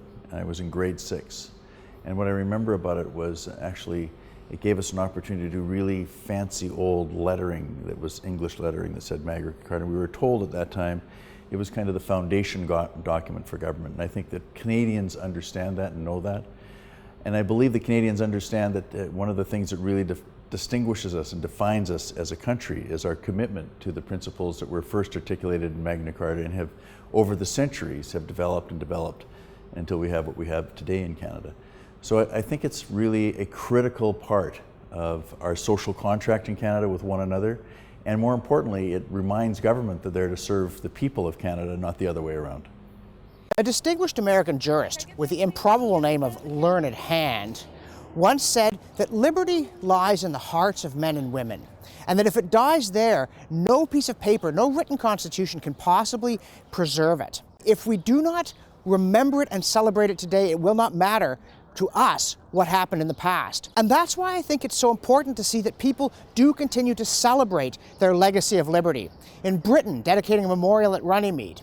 In Canada, where the memory of Magna Carta is preserved. And in the United States, where there is an active, ongoing remembrance of liberty and of those who fought for it. For instance, here at the monument to the Battle of Bunker Hill in Boston, Massachusetts. It's not just an impressive piece of rock. There are people who come here to remind themselves of what their ancestors stood for and what their ancestors stood shoulder to shoulder with muskets in hand for. And as long as we continue to cherish the fight for liberty in the past, we will continue to wage it in the present. It's if we forget what these things mean that the monuments and the institutions will crumble around us and be forgotten. The British Houses of Parliament, seen from the Albert Embankment on the opposite side of the Thames, are so pretty they should be a postcard. Wait a minute, they are a postcard. But in fact, the very iconic and picturesque nature of Westminster Palace can lead us sometimes to lose sight of the fact that it's a living institution. Even the Gothic architecture dates from the mid-19th century. Most of the original Westminster Palace burned to the ground in the Great Fire of 1834, but it was rebuilt in this style to emphasize its deep historical roots, the medieval origins of British liberty in Magna Carta and in the development of Parliament based upon the inherent rights of Englishmen contained in Magna Carta. And by the same token, when Canada's Constitution declares it to be similar in principle to that of the United Kingdom, they didn't just mean we too get cool Gothic buildings. They meant that our rights also derive from Magna Carta and from the growth of Parliament based on Magna Carta. And we have to bear that in mind. We have to understand that Parliament is not a picture frozen in time. It is a living institution. It was under pressure in the past. It only survived because of the courage of men and women of principle. And when it's under pressure today, it requires the same kind of support to remain a living institution, because living institutions can die. In fact, the British Parliament is not what it once was. Britons are no longer free in the way that they once were. They are overtaxed. They're overregulated. Much lawmaking authority has been ceded to the undemocratic European Union. Just as in Canada, parliamentarians are increasingly irrelevant in the face of an overgrown executive branch and a judiciary swollen with pride and presumption. If we want our Parliament to be something more than a pretty picture out of a history book of no relevance to the present day, we need to make sure that we too rise to the challenge of preserving those liberties that date back to Magna Carta. My belief is every time we take all of the rights that so many generations have developed and helped us have in Canada, every time we take it for granted, we actually erode some of those rights. So we shouldn't take them for granted. We should celebrate our successes. We should learn from our failures, and that's how we're going to have improvement, not just in Canada, but in the rest of the open democratic world. I think that students are genuinely engaged by problems arising from the Middle Ages, and I think this engagement really comes from two directions. First, they're the physical remains of the period. These litter the English countryside. There are churches, there are castles, there are many things which are alien phenomena. They are not something which is part of everyday life necessarily, and so they do prompt curiosity and reflection. Secondly, there are a lot of medieval roots for many of the problems that we can see as being prominent in medieval politics and society. It's no accident that people continue to flock to Independence Hall here in Philadelphia from around the United States and indeed from around the world, or that the National Constitution Center behind me should invite Americans and others to see the original Bill of Rights. Because people understand that this story, the triumph of liberty following on from Magna Carta, isn't just one way of granting rights to ordinary people. It's the only way that's ever been found.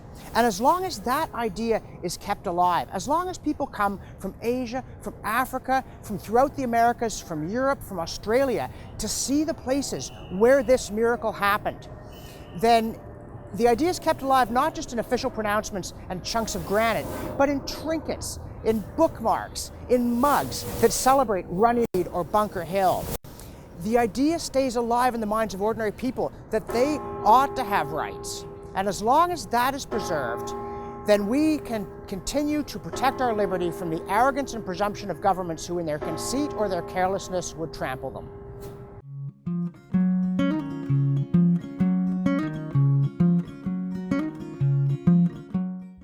One of the things that I find encouraging, including on our trip to England, is the ongoing level of popular interest in Magna Carta 800 years after the original signing.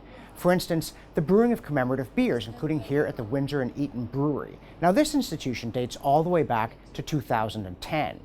but they say they're very proud to have re-established a brewery in Windsor 79 years after the last one closed, because brewing is a historic tradition. And they have all kinds of beers related to England's past, including the Conqueror 1075. I looked at that, thought, 1075, what's that? Well, that's when William the Conqueror founded Windsor Castle. Although Windsor and Eton Brewery is only 5 years old, as part of the revolution of craft brewing that's sweeping the country, we evoke quite a lot of the history of our community, of Windsor, of the castle, of the college, and of our area in some of the beers that we brew. And you see that in using names like Guardsman and Knight of the Garter in some of the regular beers, in some of the things we've done for the Royal Jubilee in 2012, and in what we're doing now for the 800th anniversary of Magna Carta. The showpiece here is this one. This is their Magna Carta ale. And it's remarkable, the inspiration for it. As they say on the back, as the closest brewery to Runnymede, we wanted a beer true to the democratic principles of the Magna Carta, to create a beer by the people, for the people. You see this instinctive awareness that liberty in England and liberty in America are linked. Not only is Magna Carta an important story worldwide, being the base of the US Constitution, and also plainly within the UK as being the basis of freedom under law, but also it was sealed unwillingly by King John just 3 miles down the Thames here. And so it's an important local thing also that we commemorate the 800th anniversary next month. And we've done that by brewing a barley wine, which is a traditional English strong ale, and in that to use some medieval ingredients. And it goes on to say, with the London Amateur Brewers, we ran a competition to find the perfect Magna Carta recipe. The winning beer, entered by Manmohan Beardy, uses some wonderful local historic ingredients, including freshly picked yarrow and ground ivy, as well as licorice to create an aromatic, dark, rich beer. And you notice that the winning recipe came from a gentleman whose ancestry clearly doesn't lie in England in the 13th century. But it doesn't matter where you're from. These principles of liberty that are part of the English-speaking world are open to anyone who feels that this ought to be their heritage. And as long as it stays alive in the hearts and minds of people, as long as they continue to do things like brew beers to commemorate it, the principles of freedom will survive and flourish. And there is enthusiasm for brewing such beers, as we discovered in a visit to England's oldest brewery, Shepherd Neame, located in Faversham, near Canterbury. My name is James, and I'm a shift brewer here at Shepherd Neame. The brewery itself has been here since at least 1698, although there are records showing that brewing has taken place in Faversham since the 12th century. So we've made a commemorative beer to celebrate the signing of the Magna Carta. At that time, hops didn't exist in Britain, so beer was made with various herbs. So the herbs that we've used in this product are such things as yarrow, mugwort, woodruff, fennel. The idea was that to bring flavour and bitterness to beer, you used herbs that were in the local area.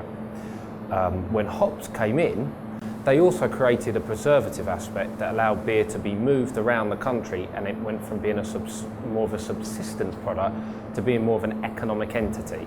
So we've tried to replicate a medieval style product. The beer is very different to a typical modern ale. One thing that will immediately spring out is the strength of the product. The beer is at 8%.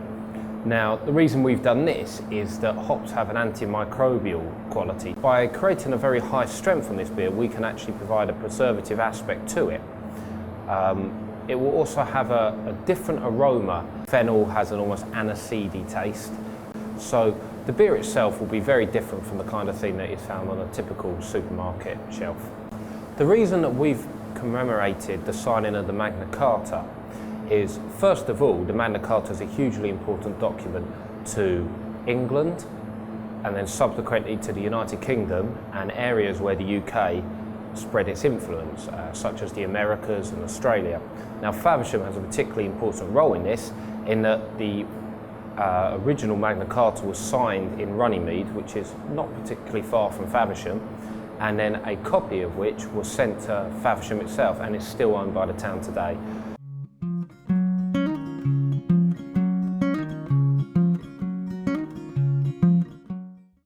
Historical reenactment is important on a number of levels. We do produce these things. Okay, we're slightly unusual in actually sitting down and writing Magna Carta, but actually history is very dry when you're sitting in a classroom and listening to.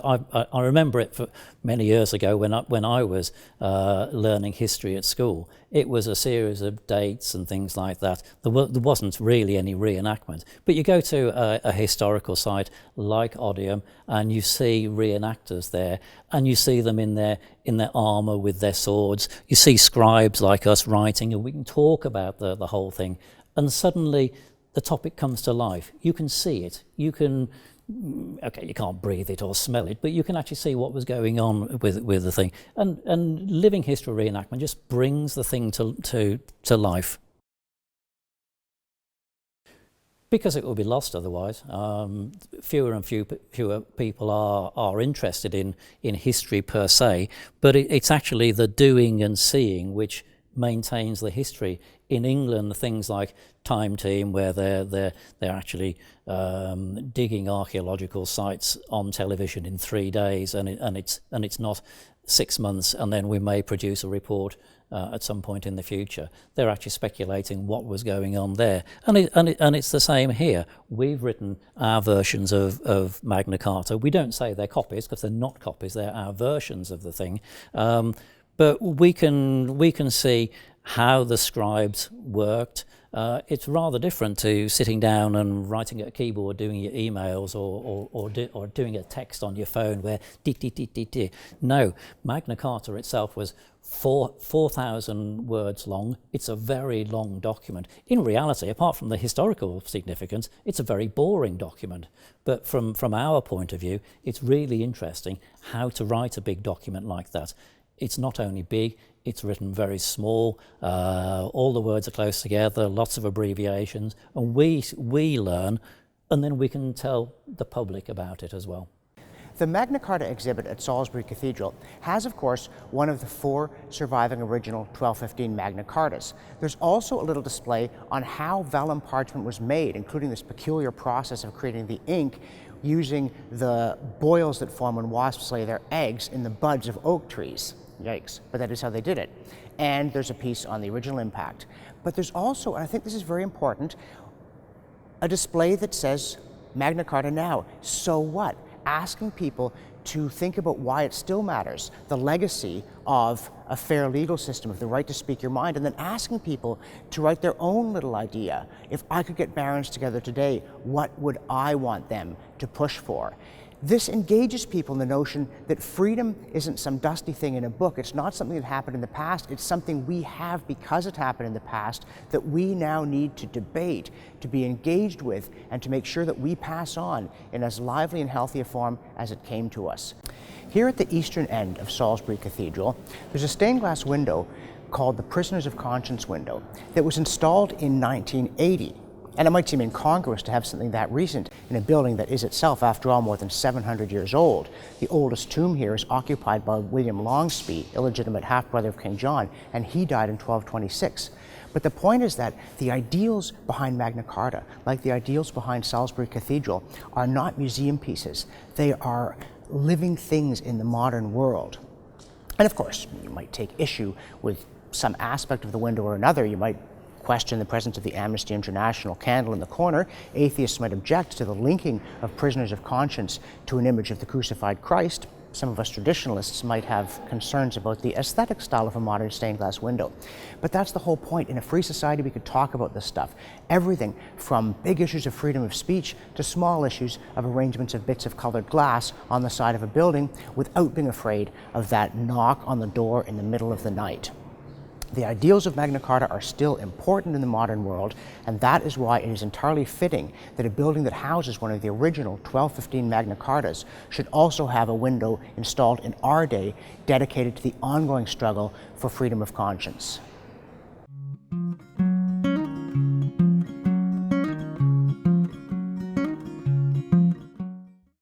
Some of the the rights discussed in Magna Carta have remained controversial and subject to debate. When we look at the United Nations Universal Declaration of Human Rights, for example, it incorporated certain aspects of Magna Carta, and that provoked an international debate. For instance, the freedom from forced remarriage, which is mentioned in Magna Carta, and it's mentioned in the United Nations Universal Declaration of Human Rights. There were debates that broke out in the United Nations in 1948 about whether these marriage rights could apply in all cultures and all societies. So Saudi Arabia, for instance, abstained at the time from accepting the United Nations Universal Declaration of Human Rights, but Pakistan accepted the document. So all sorts of debates broke out at that time in the United Nations about the universal applicability of these rights that dated all the way back to Magna Carta. Well, I think we're always striving to do the best that we can to reach those goals and those principles. So, in Canada, for example, principles of equality, there's still things that we have to do to secure those. Full access to justice are things that we're constantly striving to make even better and improve on. Making sure that when governments spend your money, that it's done in a way that's appropriate for you as a citizen. Those are things that we have constant political debates about. I think the critical part of Canada is we engage in that political debate. We have political parties with different opinions, and we're constantly looking for new ways to improve on reaching those goals and those objectives. We're members of the Commonwealth.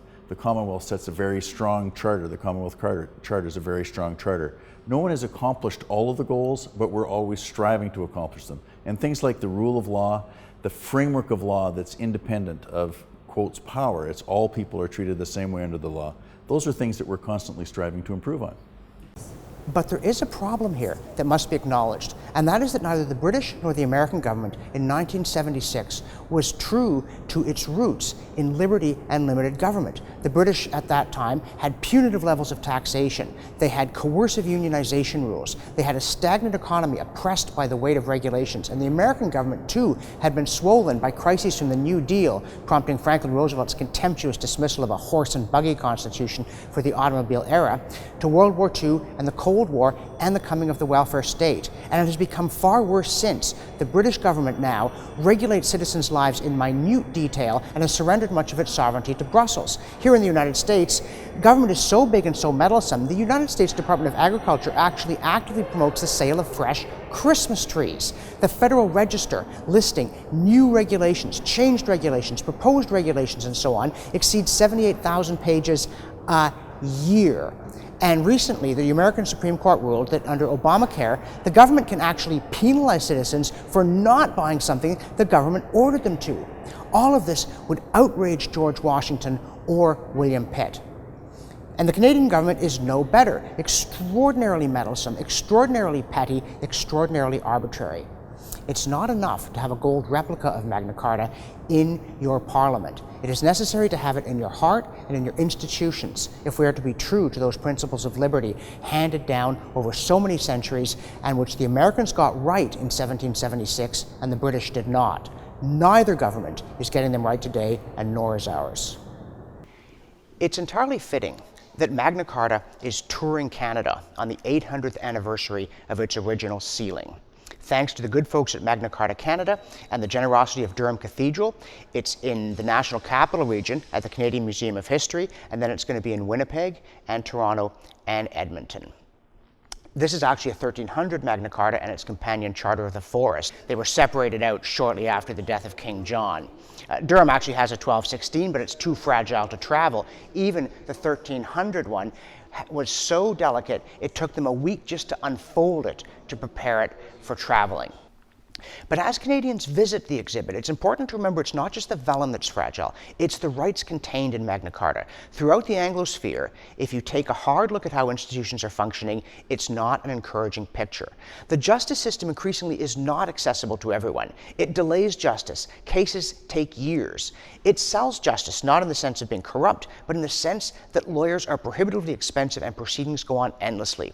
A classic recent Canadian case. A bunch of plaintiffs sued the University of British Columbia because their frozen sperm was destroyed when the equipment malfunctioned. Now, What's amazing is they won the case even though they'd signed a waiver saying if the equipment malfunctioned, they wouldn't have a cause for action. That's not justice for UBC. But the case took over a decade, and that's not justice for the plaintiffs either. And you can find stories like this throughout the English-speaking world. Also in Canada, our Supreme Court increasingly makes up law depending on how it feels. In fact, the Chief Justice explicitly said when she looks at a case, she tries to determine what's best for society, not what's actually in the statute books, what was approved by legislators elected by the people. And so the court takes over policy on areas from euthanasia to medical marijuana. Meanwhile, the executive branch, the Prime Minister, the Cabinet, and the bureaucracy ram omnibus bills down the throats of legislators, 500, 600, 700 pages, nothing to do with the ostensible title of the bill. All kinds of things get crammed in. Nobody knows what they say, if it even matters. And again, if you look at the United States, for instance, their Justice Department headquarters is a sober building that speaks of respectability and reasonableness. But in fact, they have a prosecutorial juggernaut that rolls over defendants, even if they can afford lawyers, forces them into plea bargains, because otherwise they'll spend the rest of their life in court, if not actually in jail. They even have these RICO statutes where they can seize your assets before you get to trial, so you can't afford a lawyer. The principles in Magna Carta are worthy of our attention and respect. Yes, we should go and see the exhibits, but we need to do more than that. We need to make sure that what it says in Magna Carta is still what happens in our institutions today, and there we have a lot of work to do. I think the courts are like all the rest of us. They have to look for ways to improve, ways to connect with people. I think the rule of law is one of the most critical components that we have in Canadian society, or characteristics of it. And it does feel at times very opaque. People feel pushed away because of all the legalese that people have, etc. Now that is in place because we're trying to protect rights of everyone. You protect the rights of minority, you protect the rights of the majority, you protect the rights of the individual. There are natural conflicts in that. So one of the things I think we have to do is we strive to improve on the Magna Carta and the principles that are espoused there, is to find ways that we engage people more directly in a lot of these things. We are all respectful of the rule of law. The question is, how do we make it work to accomplish the goals that we've set for it?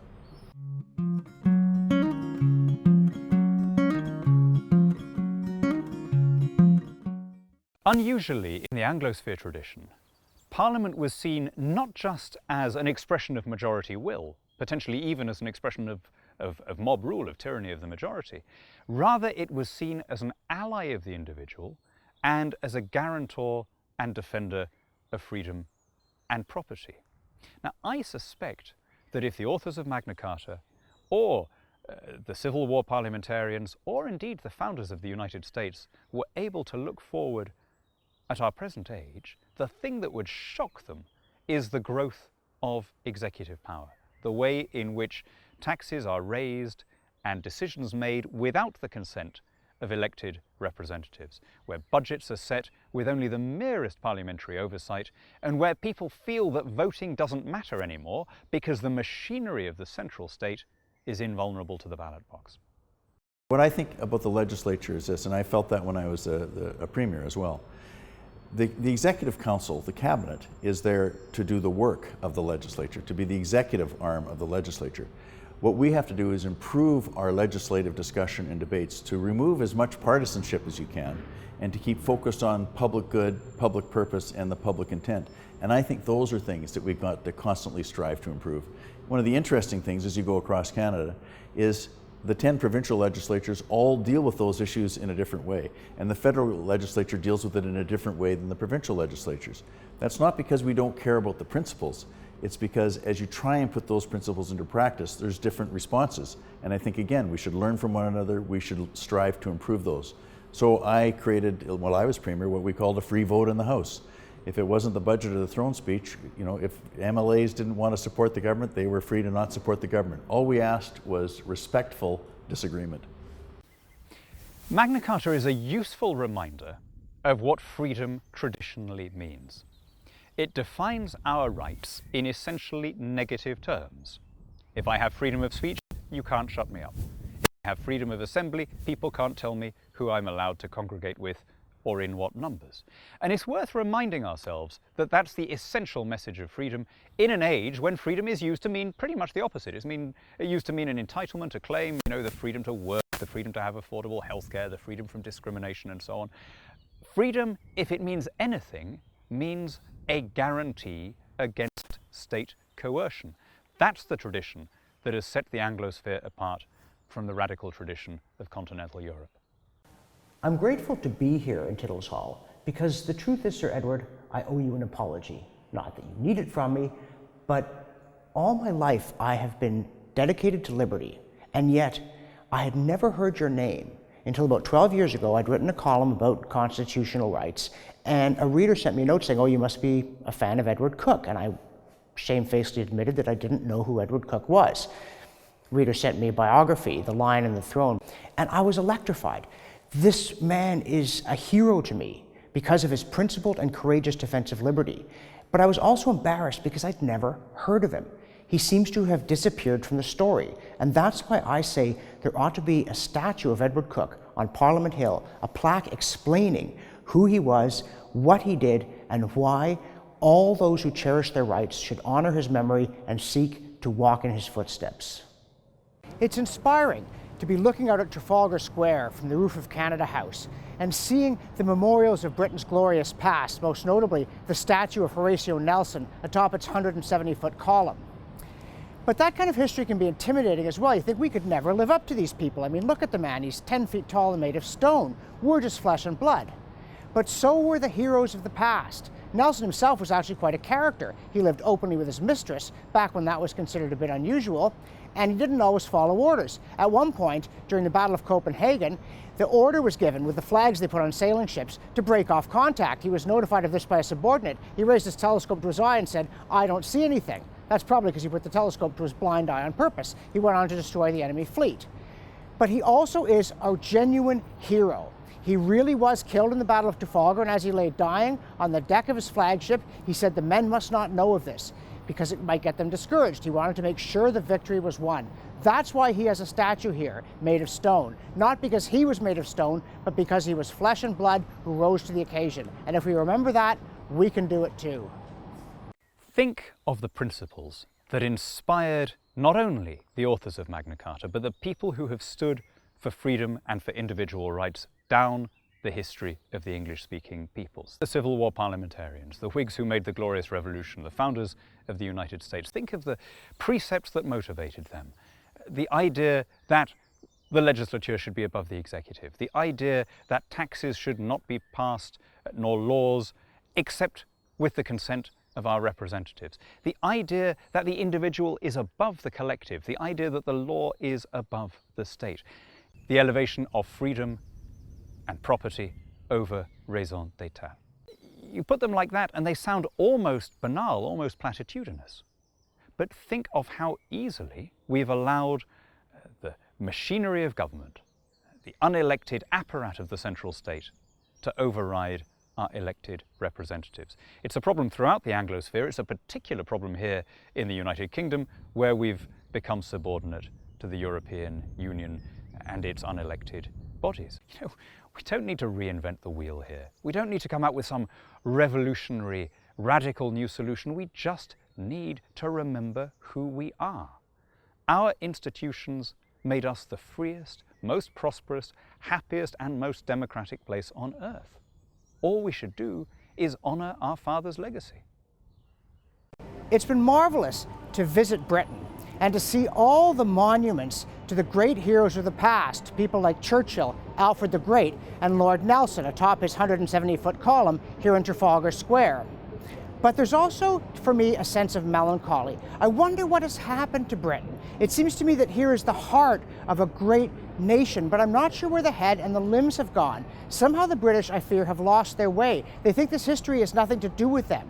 And I think that's because they've forgotten that at the core of their history was a passionate belief in freedom, the freedom enshrined in Magna Carta, the freedom hailed in Land of Hope and Glory, the freedom that Milton referred to in 1649. He called Langton the Mansion House of Liberty. What Blackstone meant in 1765 when he called England a land, perhaps the only one in the universe, where political freedom is the very end of the Constitution. That is what made Britain great. As John Quincy Adams pointed out to the United States Congress in his first annual message to them, liberty is power. As the British have lost their sense that to be British means to be free, they have become less free, they have become less great, and they have become less British. And there's a warning there for Canada, because we are offspring of what Land of Hope and Glory refers to as the mother of the free. That's what it means to be Canadian too. And if we lose it, this entire history will cease to have any meaning for us, and the society that we cherish will slip away. It's now been 800 years since the miracle at Runnymede, where King John was forced to concede that free people have inherent rights, that a government that tramples those rights is no government at all, that men and women are entitled to a fair system of rules accessible to everyone, to security of the person, to protection of their property, and to a say in how they're governed. This whole idea that citizens own the government and not the other way around. 800 years. But that doesn't mean Magna Carta is now a dusty museum piece of interest only to pedants and antiquaries. It's still the essential foundation of a decent society. The rights we enjoy today, the prosperity, the political liberty, the cultural dynamism, even the national security, depend upon the rights it contains and on the clarity and courage of men and women who have refined those rights, expanded them, and protected them over the last 800 years. Looking back over those 8 centuries, it's astounding that Magna Carta could ever have come into existence, that the rights it contained could have been protected against all the challenges they faced, refined and expanded when they fell tragically short, and passed on to us. The rights that make a decent society possible, the only rights that have ever been found that make a decent society possible. It's an exceptional privilege to have inherited the kind of free and decent society that Magna Carta made possible, but it's also a heavy responsibility. That's why it's essential that we remember the story, that we retell the story, and that we step up now and play our part in guaranteeing the survival of those liberties for future centuries. Thank you for joining me for the story of Magna Carta from 1215 to 2015 and beyond.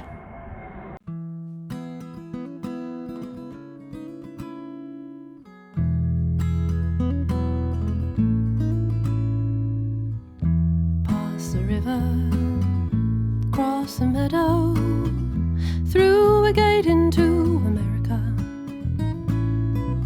A sense of peace, despite constant plains, on their way to America. Upon the hill, proud and high, scarlet oak stands and shelters words in Portland stone. Kennedy's remembered here, his name carved clearly in memoriam. And Magna Carta went across the water, the notion of a liberty founded America. We took our ways under customs into the wilds of a new world. What of a native people of America, and how we claimed in liberty's name all those people chained and shipped across the seas. But we believed our beliefs were justified, our actions even sanctified for centuries. We had notions of liberty, definitions of equality, and didn't stop at America. Explorers found new land, Magna Carta in one hand, a raised sword in the other. And will we ever learn at all? History goes in circles, and around we run. We stumble in the dark, but then we find the sun.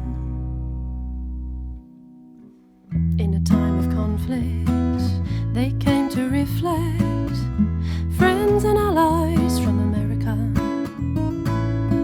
Our war for liberty against the threat of tyranny saw them come to this America, and on nearby English land now their memorial stands to a far gone distant deed.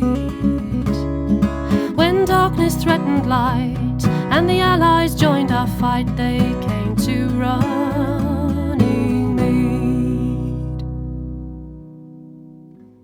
A piece of English ground given to our friends across the ocean in America.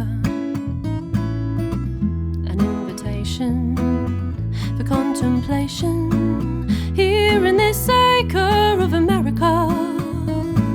For freedom and its survival, protection from our rivals. Who do we look to? Soldiers, teachers, presidents,